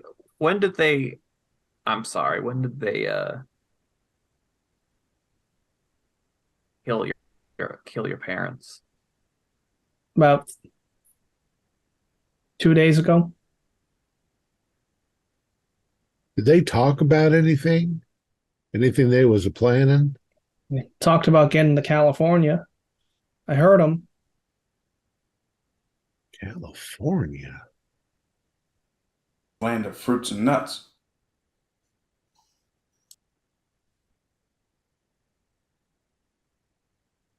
I mean, there's gold out there in California, but... Well, I mean, they have to be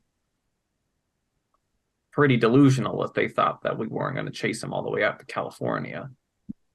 Would have followed those sons of bitches to the ends of the earth. Right into hell if I had to. Well, Bring you got them. You feel better? No. You know... Why not? Now we're kind of in a stuck spot, but we got kids that we still need to get to. Should we... Oh, we really need all of us. Should somebody stay here? Can't imagine leaving this boy at home with all these bodies in his house. All by well, himself. and the seems not right. Shaman, or not the shaman, the snake oil sale. Let me help. Now talk about that. What about that Bill? Said he's seen some shaman, and then this Nigel guy saying he's seen God or something. What's going on? I'm telling you, the weather's doing all snow. It plays tricks on the eyes. The snow plays tricks on the eyes. I'm sorry, Marshall. What were you saying? I was just about to say the same thing as you, Doc. I mean, people think that they're all right, that they're stable, that they're standing on two legs and ground solid beneath them, but when it snows and snows with no end in sight and there's nowhere to go, it does something to you. It rattles your brain a bit. Rattles your very soul. Whatever's in that tincture probably take the varnish off a table. I wouldn't trust it, and he's probably half out of his mind for it. It's probably mostly moonshine. I'll drink burn a hole in your throat. Okay, well, that all sounds well and good, but there is something going on here. I am not a man who hallucinates. I'm not afraid of the sight of blood. We've just had a gunfight, and I'm barely rattled by it. That's all normal.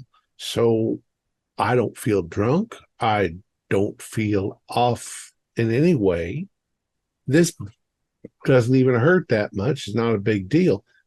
But why am I seeing things? I swear to God. I mean, I could almost describe the details of that train and those horses that I saw.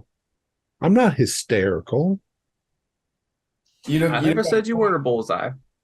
If there's something going on, we'll find out what it is. Because I mean, these boys have been here. They were here for 5 days. They're not the ones who killed that poor beggar out in that shed. There's something else going on. There's somebody else out here. I swear it's got to be killed the boys in work. that.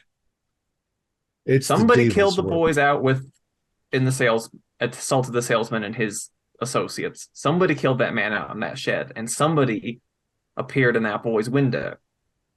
They're still out there, but we got to get to those kids first, and then we'll find that son of a bitch who's out there killing people in the schoolhouse. God knows what prowling around in the night. Well, grab your crosses and pray to Jesus, because I think the devil's on the loose. Well, then we've got even more cost to go save those children. Wasn't there something in the Bible about horses? Wow. Pale horses. 4 horsemen of the apocalypse, Revelation of St. John. Yeah, that's right. I hope this ain't the end of the world. Oh, by God. We got to get to that schoolhouse. Let's go. But who's going to stay here? How about Joel? Joel, do you reckon you could stay here and mind the boy? Yeah. Yeah, I can do that. You might have to survive a while, feed people, hope you know how to cook. Something's on the stove already. You okay if we move the bodies just to make this place a little more hospitable? I mean, they're dead. We know they're cold. Dead. Yeah. I don't care what the hell you do. Toss them out the back door. And you there, stop drinking that shit. Let's help them do that really quick. Thank you, Joel. I always knew you was trusty. We'll toss the bodies out the back door. All right. Make sure the boy doesn't. I mean, what's left of one of them? We have to go grab his leg from over here and his arm. I mean, O'Malley just blasted into Kingdom Come. I almost feel like handing the boy a gun and saying, "Welcome to the real world, boy." He said he wanted to come with. He's 16. He's a full-grown adult. Of course, he is a full-grown man, and this is his farm. But I don't know if he's in a state to go help us get those children out of the snow. Well, it might do him some good to get out of this house for a spell. Well, I mean, he's an adult. I won't. If he's going to come along, I won't stop him. I'm not going to force him to stay here. Well, we don't need Joel to stay here. He can come with us too. And Joel says, "Why don't we just hog tie Snake Oiler right here?" I don't need to hog tie. I don't give a damn about Mr. Nigel here. I mean, if he wants to leave this goddamn house and freeze to death, that's his prerogative. I don't want him burning down the Pickett's farm, though. Why would he do that? He'd be out in the freezing. He's just shaking back and forth. I'm gonna grab the whole stupid tincture bottle out of his hand and smash it in the fireplace. All right, fire roars up a bit. Exactly. I don't want this. What was in there? Flames. It's mostly alcohol. Trade secret. Trade secret, just like how you like seeing God. Go sleep it off. Oh, I seen him, Marshall. He was out there, and it was divine. Right. What did he look like? And to be honest, I'm very concerned. All these deaths, it's just very unnatural. And I'd feel a lot better if we at least go check on the schoolhouse. Yeah. All right. So you're going to prepare and get ready to walk back out into the snow then, yeah? Yep. Right, then this is the perfect place to take a bio break. All right. Okay. Y'all stay put now. We was just gone a spell. So, our heroes head out into the snow, where it is whipping against their faces. Your uncovered skin is just numb, starting to sting until it just doesn't sting anymore. It smells of just ice and death. The smell of gunpowder lingers in the air behind you, and you are making your way through the snow, shoveling your way there. And that's when I want you all to roll Constitution full. And at this point, it's even colder, so no bonus dice. Extreme. I'll spend 1 point of damage or 1 point of luck to All right, well, just let me know who failed. I failed. Okay. And Sean? I got a heart. Okay.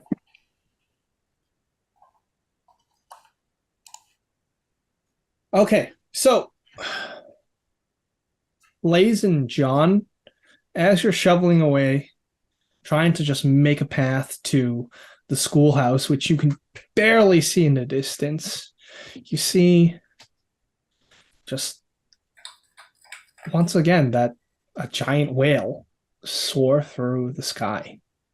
And it's making that low droning sound. It's emitting colors that beyond your imagination that you can see through the snow. I swear this has got to be some kind of. I don't even know. Do you see this? Does anyone else see this? Do we? Sean and the Marshal do not. I do? No, Yes, sir. you do. What the hell's a whale?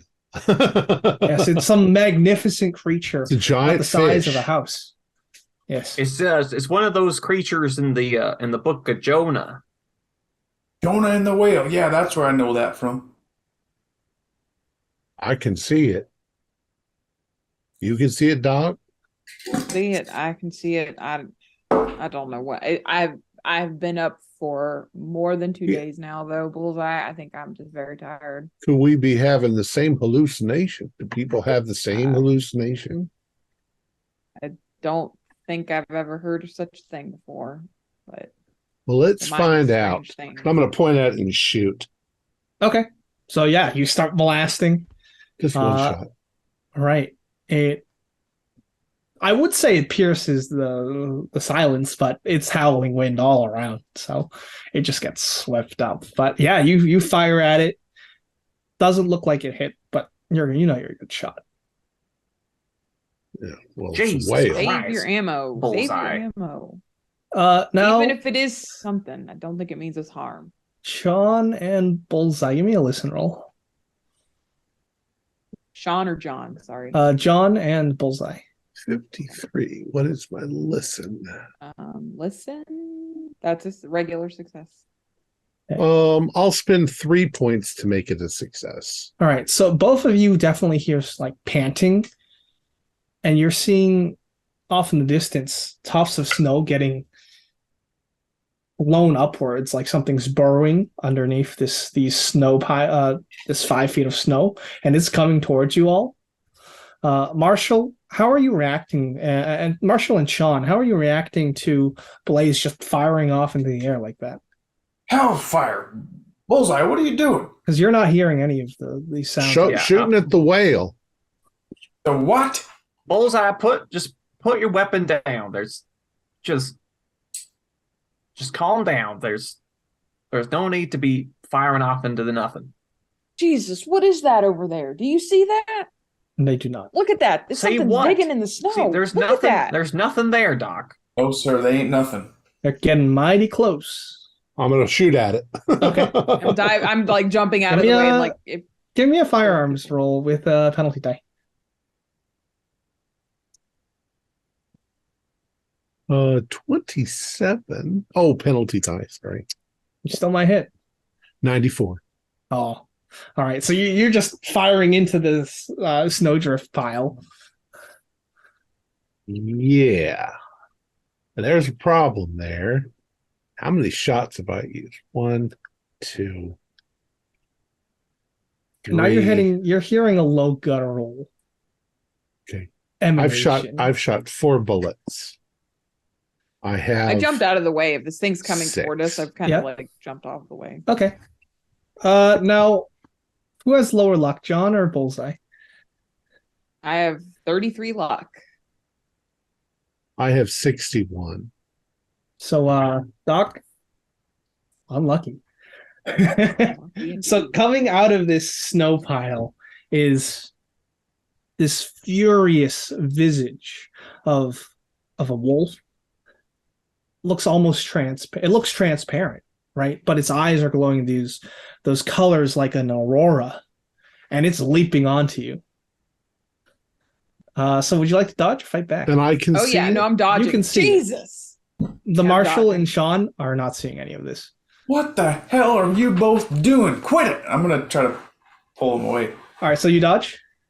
Yes. All right, It's attacking Doc. And it's snarling. Oh, that's a 14. That's it's a regular success. And no such thing. It lands. For seeing this thing and everyone's freaking out, I want Blaze and John to give me a SAN roll 0/1d4. 73 that time.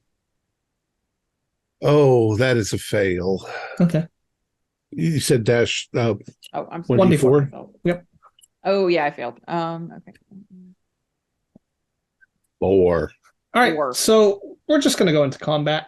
Blaze, what are you doing? You're trying to shoot at this creature? Oh yeah, I got 2 bullets left. Okay. You get a bonus die because it's right in front of us. Yes, it is. 87. And bonus dice is 95. I'm shooting it at All right. Another shot is just fired. Marshall, how are you reacting to this? There is just live rounds. I don't want to get shot. It looks like Bullseye's kind of just lost it and is firing. So I'm not going to do anything until he's out of bullets. Okay. Until I start hearing his revolver go click, click, click, I'm just staying like low to the ground and out of the fucking way. Like. All right. Sean, what about you? And I'm trying to gesturing for Sean to just.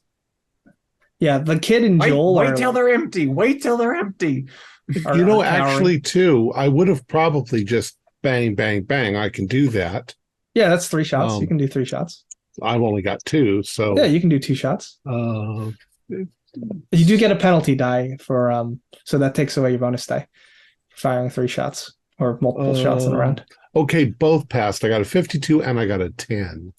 Okay, yeah, you shoot this thing, it dissipates. It looks like ice diamonds, and it just blows away. What in the hell has gotten into you? Quit it! Are you crazy, John? You saw this. You couldn't see the thing? No, sir, I couldn't. Oh, you're just shooting at the air. No, we killed it. It looked like a ice wolf. A what? You know, good old-fashioned ice wolf. No, I don't. Doc, you could see it, couldn't it's you? It's not right. I saw it, but that something's just not right here. We need to keep moving forward. We're gonna freeze to death out here. It was the devil in disguise as an ice wolf. All right, well, it's gone. It's gone. Let's go to the schoolhouse. And you're Damn empty. right it's gone. I killed it. Okay. And now I'm out of fucking bullets. Except I've got 2 guns I just saw on there. Yep, so I'll pull you out do. my other gun. Yes. You're telling me you don't carry a good old-fashioned bandolier? Yeah, you probably do. I probably do. No, I never saw cowboys carrying a bandolier. Maybe if they were in war.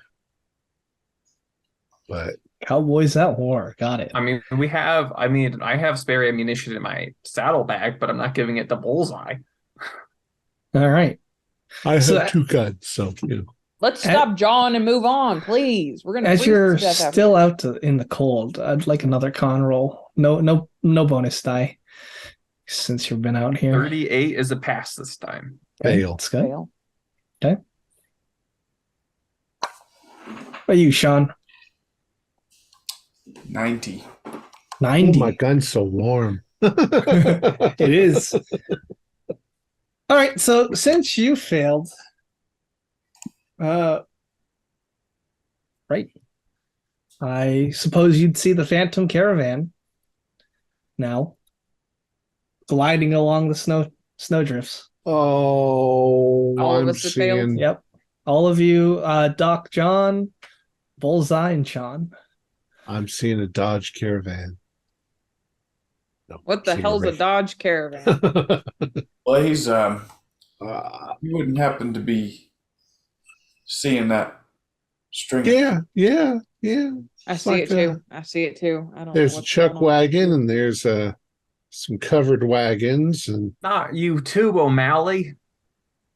It's just I like think that. we've been out in the cold too long. We need to get inside. Right, or we we're gotta gonna get- we die. gotta get to Agreed, the schoolhouse. 100%, Mr. Butler. Let's go. Let's continue Right. going. And you do see it up ahead. You see that the fireplace in the schoolhouse is going. There's Oh, the thank welcome God. sight of smoke. Warmth. You know, Warmth. my worst fear was that we were going to get to the schoolhouse, and that was going to be where those Westin gang was holed up. I'm glad we're dead. I feel at least a little relieved, less anxious. Let's Okay. get in there and All right. Did the picket boy follow us? He's clutching onto his revolver. Actually, he's got his revolver holstered, but he's working really hard with his shovel. So does Joel. You're all shoveling your way there. And at this point, you would, if you had a thermometer, it'd probably be around negative 40. Let's go inside. Look, Frigid. they got a nice fire. Let's get going. Yeah, and with one last burst of energy as you plow the snow against the unrelenting onslaught, you make it to the schoolhouse. And you're going to open the door? Oh yeah. Longest open the mile door of and get my inside life. as quickly as possible. Yeah. All right. So you can see that Katie, the school teacher, and your daughter, John, she has all of the 13 school children all huddled around the fire. They've all got blankets on, and she has them playing schoolyard games together to keep their mind off the cold. Thank God. Teresa? Dad, she hugs you. Yeah, and your daughter looks up, Sean. Thank God. It's okay. I'm here. It's cold, Dad. Do we still have supplies that we Yes. brought? Yep. Let's get those inside real quick. Yeah. We brought food, blankets, and some more wood for the fire. But should we're going to bring be the stuck horses here for a inside, while. too. Okay. Now I'll Everything take that's alive inside. Yep. So you're bringing the horses in? Yes. Yep. All right. Good man. As you get to the horses, you can see that they're very nervous. They're whinnying. They're really, they're like stomping around, restless. And they're looking past you into this snow, like something's out there. I'll just get them inside. Give me a ride roll.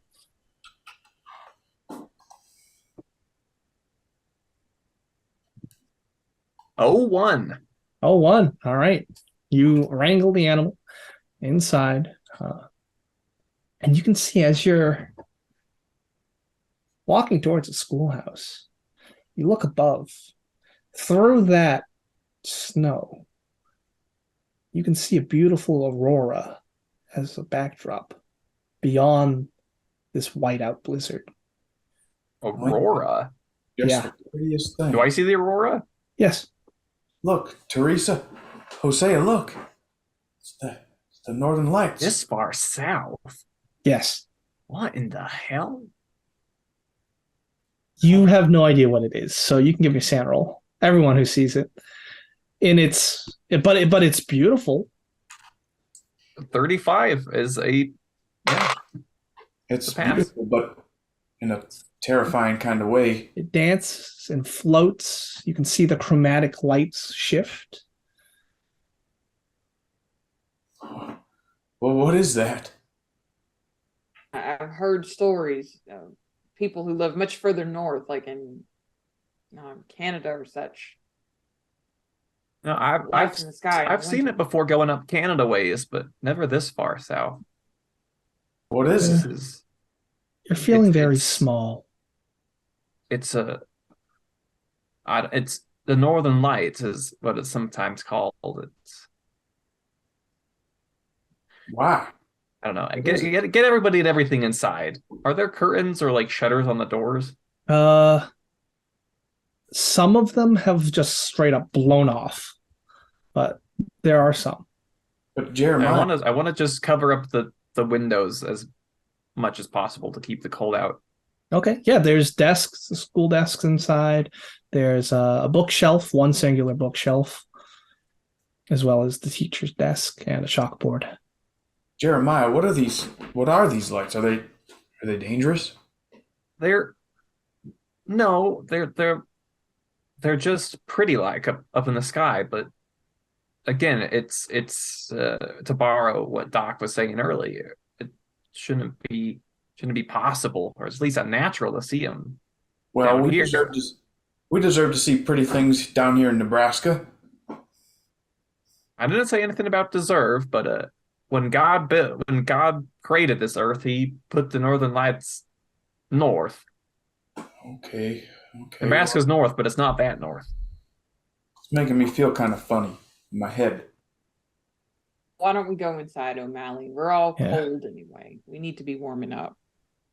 Yeah, and I'll say, John, you're starting to get your body at least is registering that like you're just getting really hot, and you just need to take off all these layers. That's what your mind's telling you. Yes. Lord. But you can give me a I think medicine I've roll. Lost it now.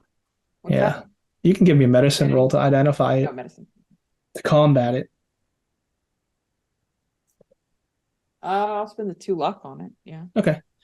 Yeah, you've heard stories about people stripping themselves naked because their brains go all haywire because they get so cold. Paradoxical and dressing. Although I wouldn't know the word. Yeah. So yeah, you it's can time to get inside. with that information, you can will yourself not to do that. And Marshall, you're probably the last one inside the schoolhouse, right? As you That's are fair to say. I stepping want to make sure aside. everybody, all the horses. And you're taking one last look outside, and you can see that figure that everyone's been talking about, one that looks like death incarnate, pallid face, gaunt. They're standing at the edge of your sight in the snow, back where the pickets were. And at this point, I'd like you to roll sanity, because you're seeing these figures emerge from the snow, one and then another and then another. They step into your view. They are oblong barrels made of ice, but the texture that these barrels have reminds you of a honeycomb, except what's filling the honeycomb is this deep, dark red that somewhere in the back of your mind you think is dried blood. And they move clankily, and they are all surrounding the schoolhouse. So what is the result of your sand roll? Jesus H. Christ, I failed. All right, that's going to be a D8. Keep it together. 5. 5. All right. Give me an intelligence roll.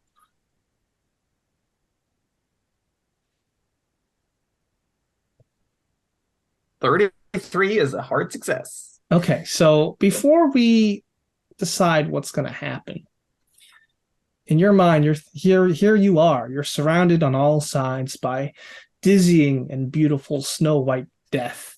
And beyond that, something else, something more, something strange. Here you stand, right? Your choices having brought you to this schoolhouse today. What are you doing? What is your bout of madness?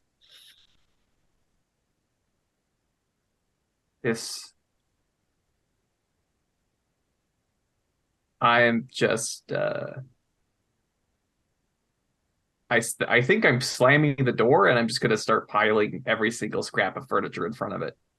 Okay. So everyone else sees this. So when I see that, I don't know what he saw, but I'm going to help him. Or more hallucinations?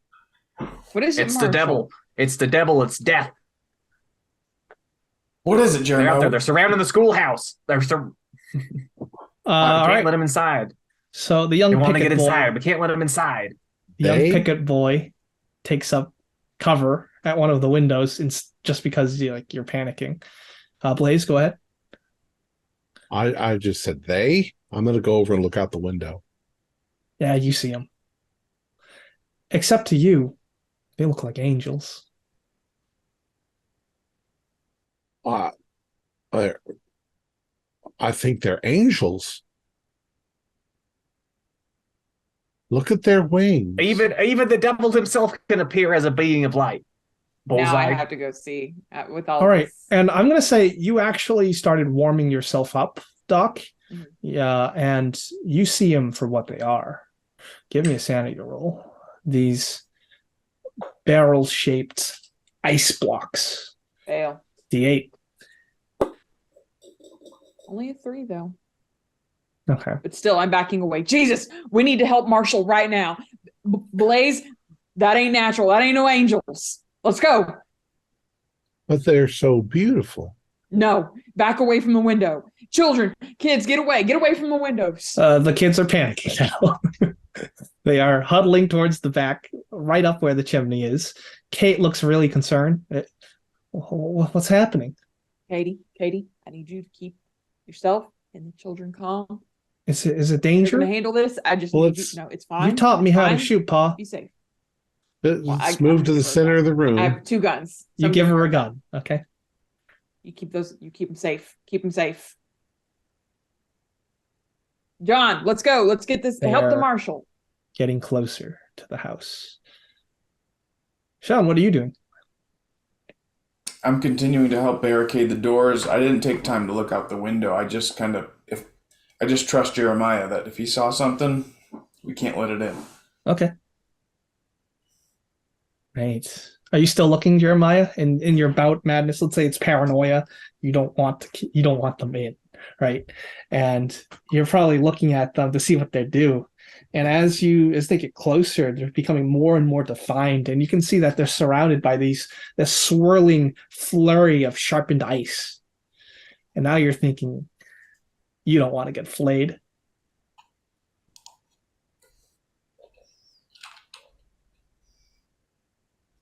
So, what's everyone else doing? I'm still standing near the window looking at them. Mm-hmm. I think they're beautiful. They're sparkling like little diamonds. And yeah, you would notice that you're numb with cold.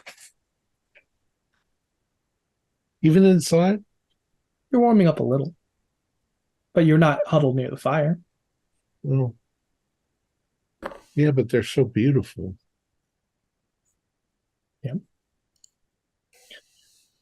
Look at the way they sparkle, Doc. They're like Butler, and I'm actually going to slap him across the face. Snap out of it, you right. fool! Give me a power roll. Who? Just Blaze. Blaze, Bullseye, Butler. Where's my pal? There it is. I rolled a 74 out of 70, so I do not pass. All right. So and I don't want to spend luck. So okay. And once again, what's wrong with you? Look at how beautiful they are. you see a whale. And it's a heaven whale. See the whale? Butler, I've seen plenty of things in nature that are beautiful to look at, and I know that you're not seeing the whale anymore. It's John. time to get it together and help. I don't know what this. I think this is the end of the world. This is the apocalypse. You need to lower your voice. You are scaring the children. You're scaring my They're daughter. very I need scared. You to step away from the window. I'm trying to pull him away. I need you to step away from the window. Children, there's nothing to be afraid of. Just say your prayers. God is here to save us all.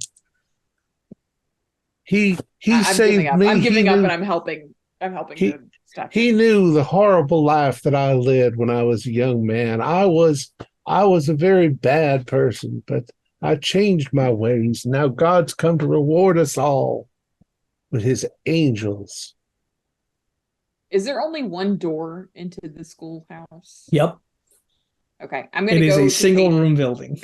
I'm going to give her a pep talk. Katie, and if things get bad, I need you to take the children, and I need you to go. Can't go out there. Me. Don't worry about me. Don't worry about the men.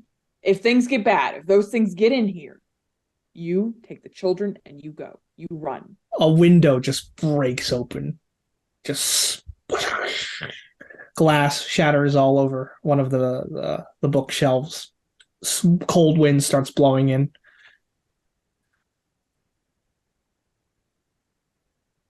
People are on Marshall. I'm Your bout of madness has ended. I'm stepping to like point my gun out the window. Like I don't want to like go walk up to the window, you know. Yep. But I want to.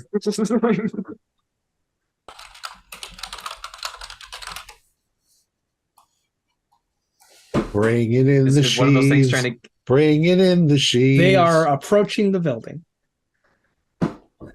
I'm just gonna Jeremiah, what do you see? build this fire. We got to get it as warm in here as possible. I'm going to take his instructions and immediately start doing that. Yeah. It's a wooden schoolhouse, folks. There's a fire, you fool. Now stop singing and help. There's a fireplace for this. All right, I'll help. But you don't have to be afraid. They're here to help us. You saw what these angels did to that poor beggar in the shed. But that's just God's righteous judgment. We don't want to miss the rapture. Well, you know what, Bullseye? They've opened up the way to your salvation. And I gestured to the open window. You're right. I'm going to walk over to the open window. Take me, Jesus. All right. Are you going to walk outside? You can climb up. No, I'm just going to walk up to the window. All right. An angel is reaching out her hand. No, Bullseye, no. I'm going to grab him. I want to stop O'Malley. I don't want him to go over there. He's got O'Malley. Let him go. Bullseye, you are lifted off your feet. Okay. And you are floating towards this angel who has her arm. No, I'm pulling him back. I got to pull him back. You're rushing out? Okay, give me a strength. I'm trying to hold O'Malley back. All right, then give me a strength, Jeremiah. Sean, you're build 1, so you do get a bonus die to oppose this. 42 is just a regular success. All right, I rolled a 25. Okay. So with a 25, that's a hard? Yes. Okay. Yeah, all right. If that's a hard, all right, so you spend your action doing that. As you're lifted into the air, Blaze, you start to like float out the window, and you're not cold at all. Yeah. This is great. You feel warm and comforted by this heavenly presence. At this point, what's everyone else doing? Bullseye, no. And you can see this thing is getting closer, this barrel-like honeycombed contraption. And you can see it's trying to bring Blaze into what I call the flenser of just whirling, sharp, jagged ice. Shoot it! Shoot it, Marshall! Shoot it! What happened to somebody grabbing me? Oh, he's making his way there. Well, I'm gonna. Do I have a shot on it? I don't want to shoot O'Malley. Yeah, you have a shot on it. Okay. 50 is a pass exactly. Okay, give me a roll.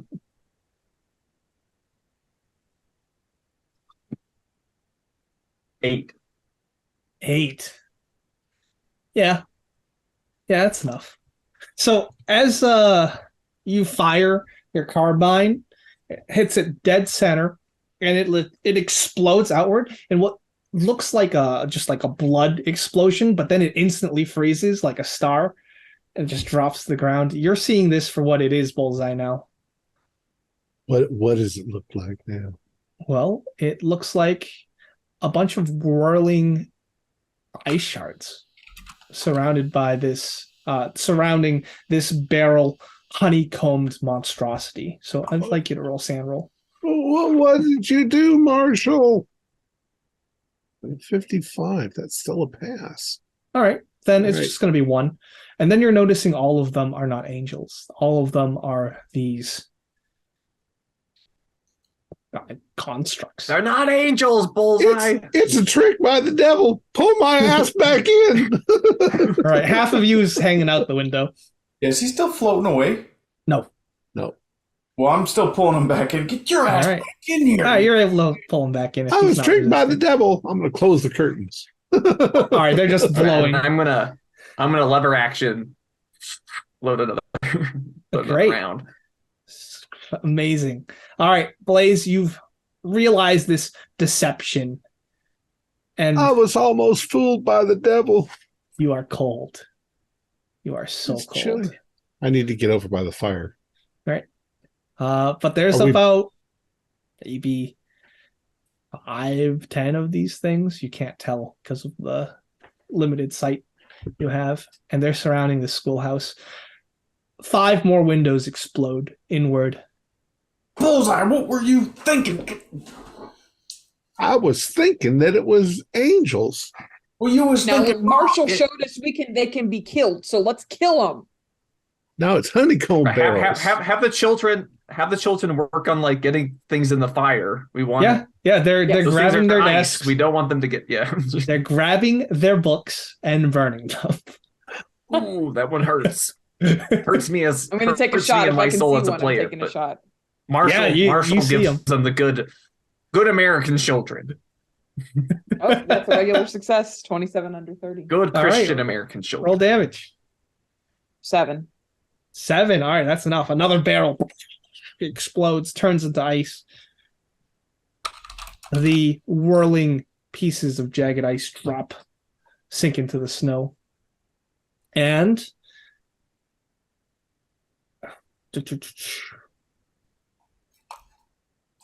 Sean, what are you doing?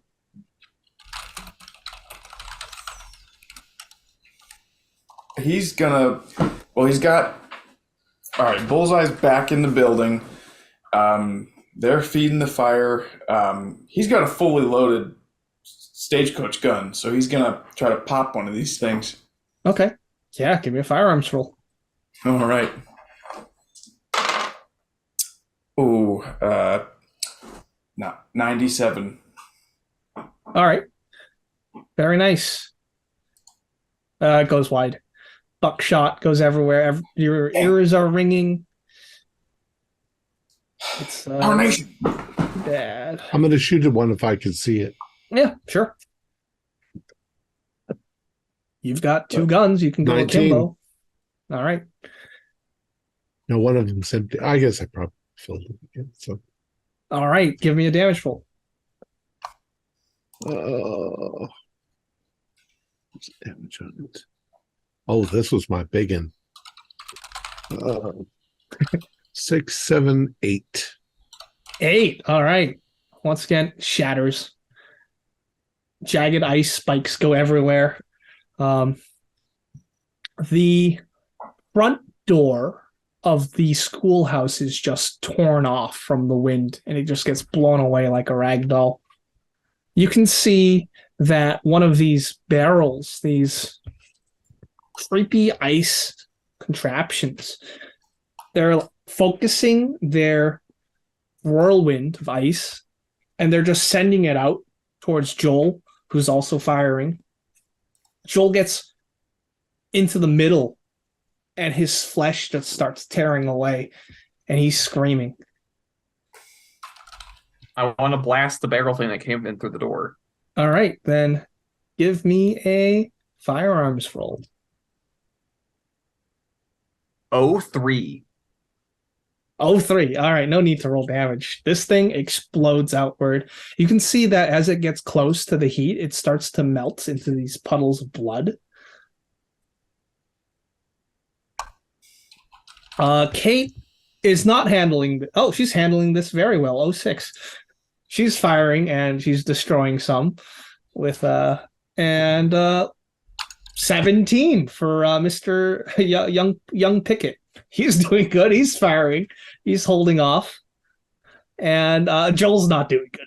He's getting shredded. His skin is getting flayed. Ice is just sticking out of him. It's awful. Blaze, it's your turn. Now we're in a... I'm going to grab one of the books and get it on fire and then throw it at one of these things. Yeah, give me a throw roll. Throw. 97.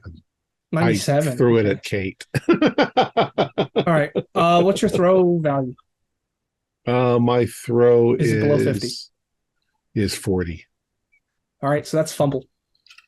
All right, so you throw the book, and it hits the wooden floor. And that catches. Really? That quick? It's going to. It's going to spread. Okay. Marshall, but you are seeing that it is... The fire is making the puddle of this contraption shoot out light. And it's like starting to disintegrate. And this is one that you've already shot and is turned into like an ice spike. Marshall, what are you doing? I mean, seeing what the effects of the fire is poor Joel still being attacked by one of these things? Oh yeah, he's still alive. I'm still trying to shoot the ones to get Joel, but make torches, drive him off with fire. But I'm gonna shoot again at. All right, roll it. Trying to save Joel. 92. No. 92. Okay, so maybe in your panic, a few more shots get put into the schoolhouse. It's at this time the entire roof of the schoolhouse blows off, and it is you're just seeing the aurora and the icy winds. You can see the ones that you shot, they start to reconstitute and try to float back up again. Except for the one that is starting to disintegrate. Blaze. Use fire. Use fire. Once again, Joel is getting shredded. Okay. All right. Sean? All right. You are actually being attacked as another localized whirlwind is about to surround you and shred you up with ice. Oh, hell. So what would you like to... You can probably dodge out of the way and lose your action, or you can withstand it. So what would withstanding it look like? Being able to use whatever action you were planning. All right, how do I try that? Oh, you don't say so. Okay. All right, so why don't you take 4d2 of damage? Yep. Oh, okay. As you're being like chipped away, chunks of flesh are being torn off. And you can't help but scream. Make a sanity roll too. This is quite a horrible way. All right, that was a 5. Or do you want to roll? I rolled it was 5. All right, it's 5. Okay. All right. Yeah, that's fine. That was not... They don't count as major wound because it's like 4. It's a D2 4 times. Okay. And yeah, you're just screaming. Make a sanity roll because this is exquisite. Exquisite. Well, I rolled a 91. So. All right. You're not handling this well. That's D6. All right. 6. Okay. Great. Give me an intelligence roll. 94. You're good. So what's your action? All right. I'm gonna So I'm gonna take one of the oil lanterns that we had and throw it to like the densest like pocket of these things. Uh-huh. I'm gonna ask somebody, shoot it just like you're shooting skeet. So all right. Yeah, who'd like to shoot the barrel of the oil lantern as it's soaring I think through Bullseye's the the best shot. Bullseye. All right. Give me a firearms roll. Want to spend luck? Oh boy. Well, no, actually, I only have. I got 76, but my shooting is 70, so I have to spend 6 points. Yeah, easy. Yeah, easy. All right. So as the oil lantern is soaring through the air, you're adjusting for the howling wind, and to aim a little bit to the right. You squeeze the trigger. This 3-pound, maybe like 2-pound pull, and you feel it kick in your hand. The bullet strikes the oil lantern, and there's an almighty explosion. As it gets 6 of these bastards, they start to disintegrate into this beautiful, radiant light. Great job. There's still a couple more coming out from the snow. Are there curtains in the schoolhouse? Yes. They got flammables. Meanwhile, this fire is spreading from the book that was thrown.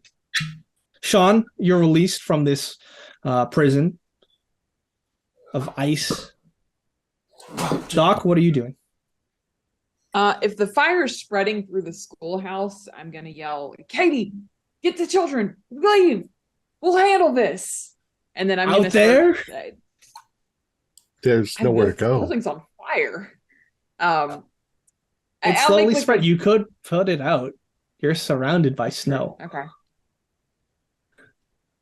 No, I'm going to fight off what's left with more fire. Okay, yeah. You see one entering one of the windows. You can definitely hit it with a flaming curtain. Give me a fighting brawl. I'll do.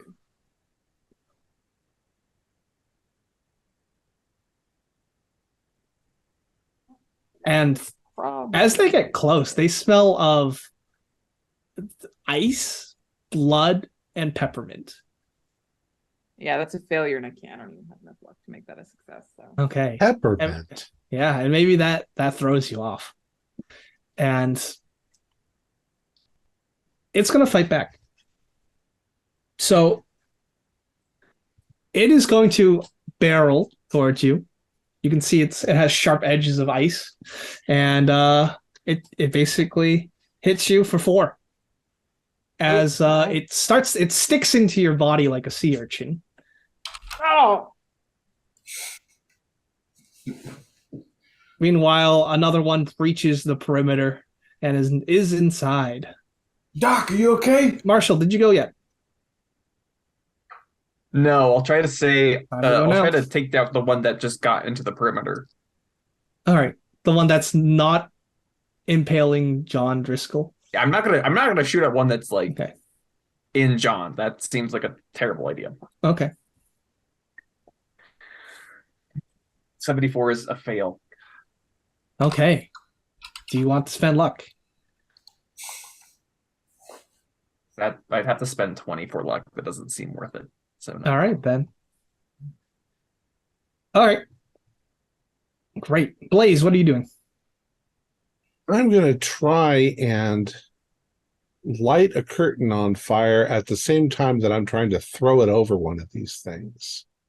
Okay. Yeah. Give me a throw roll. Which one? Oh, the one on John or the one on Marshall? Well, because it's going for the Marshall now. I'll go for the one that's on the Marshall. I got a 9. Okay. Well, what's my throw? My throw is 40. I'll spend 1 to make it an extreme. No need. You throw the flaming curtain onto it, and it starts to just melt away in a radiant light. Great. Fire's the key. There's a whole bunch of curtains in here. And great. So there's a few stragglers. Joel is curled up in a fetal position on the ground. His clothes and skin are torn up. Katie takes out another and throws one of the lanterns. The picket kid, also does the same. And you're pretty much clearing them out. And the snow, it's howling, and it's starting to stop. Is the thing still stuck in me? Yes. Who's gonna deal with that? Because now your skin is getting cleansed. Whose turn is it? It is Sean's turn. All right. Yeah, he's gonna try to. Can I get a shot at this? I have one barrel left. Yeah, you can shoot at it if you want. I don't want to harm Doc. You're going to harm good Doc, given what you've seen what these things do. Okay. Geez. Damn it, O'Malley! I don't think there's any other way to do this. Just do it. All right, I'm gonna blast it. Okay, give me a firearms roll. I'm gonna try to get as close as I can to it and try to not hit Doc as much as I can.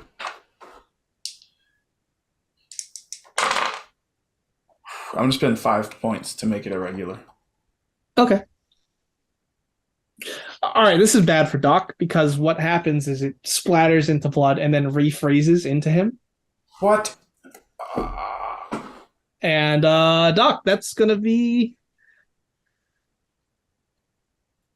Yeah, that's definitely 2d10. Roll it. All right, let's see.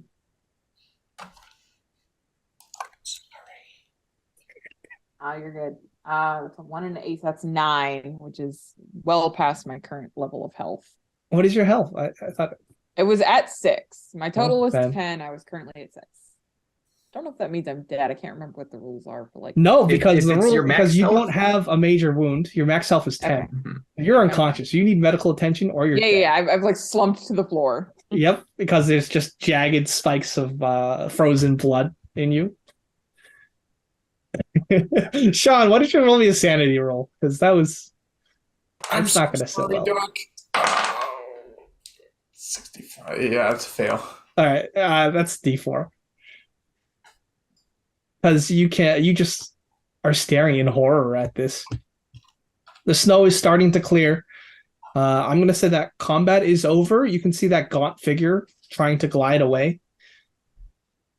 I'm going to shoot it. You got one shot.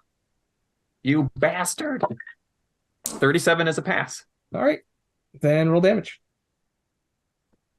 2, 6, 11. Oh, okay. Yeah, you blow his head off. And the snow around him is just stained with blood. I'm just going to lever action. Chain for another round. All right. So Yep. Combat's over, but Doc's bleeding out on the ground. Who's going to apply the first aid? I'm immediately starting to patch him up. Give me a first aid roll. All right, that's a 33 out of 50. Okay. So And Doc is stabilized, but Doc needs medical attention. Doc, stay with us, Doc. Don't you die on me. Schoolmar, Miss Yes, Katie, yes. was it? Did your old man she's teach you screaming. anything about medicine? Yes. Hey, you gotta help. yes, You she gotta did. help your old man. Okay, make a luck roll. That's her skill. Okay. Oh, God damn it. 67 is a fail. All right, then Doc has expired. She can't. I've torn a few more curtains down, and I'm using them to slap out the fire. Yeah, you can do that. Started. The children are scarred for life, but they're safe. But they're alive, God damn it. Correct. Scarred for life and alive, that's the American way. And Katie is just holding on to her dead father. And the 16-year-old joins us on our quest for the law.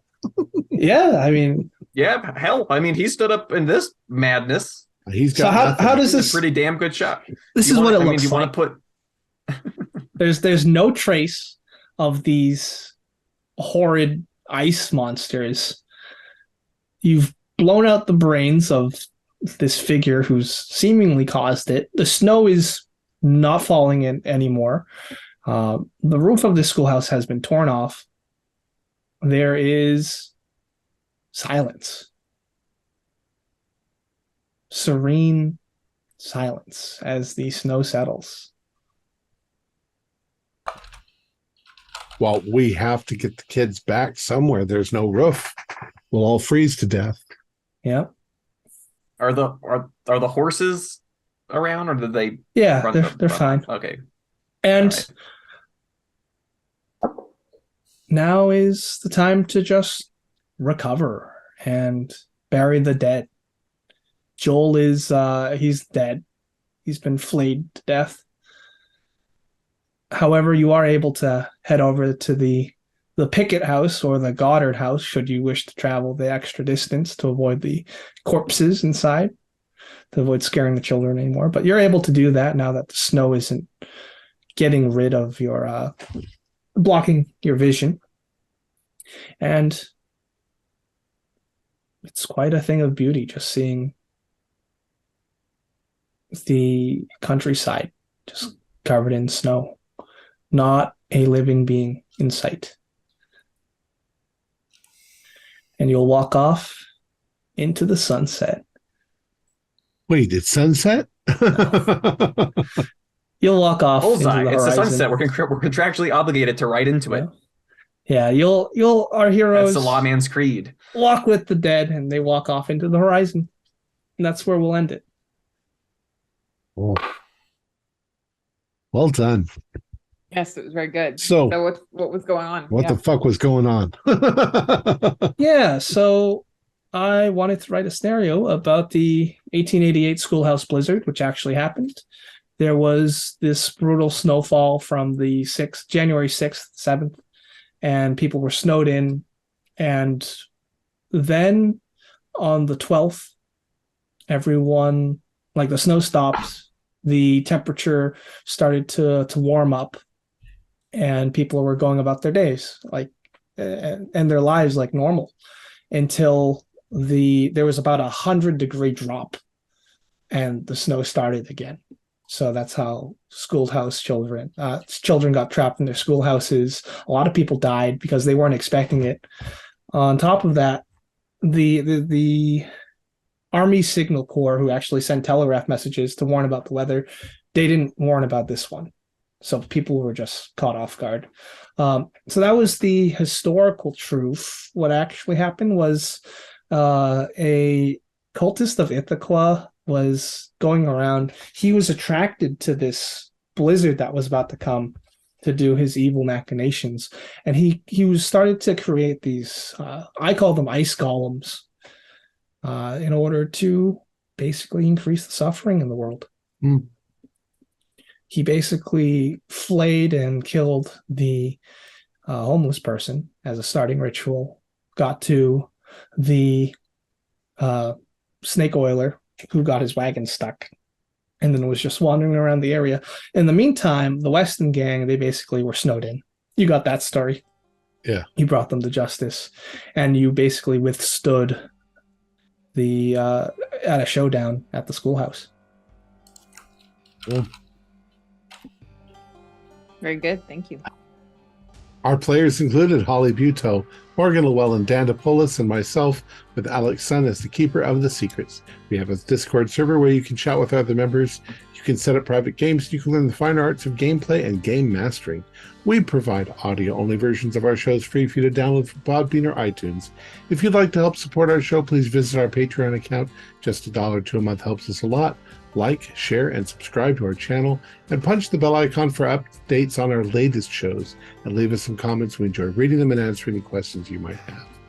This is Thom Raley, together with all the members of our gaming club, inviting you to journey with us once again into the darkness for another adventure into the universe of H.P. Lovecraft and the Call of Cthulhu role-playing game. Until next time, good luck, good gaming.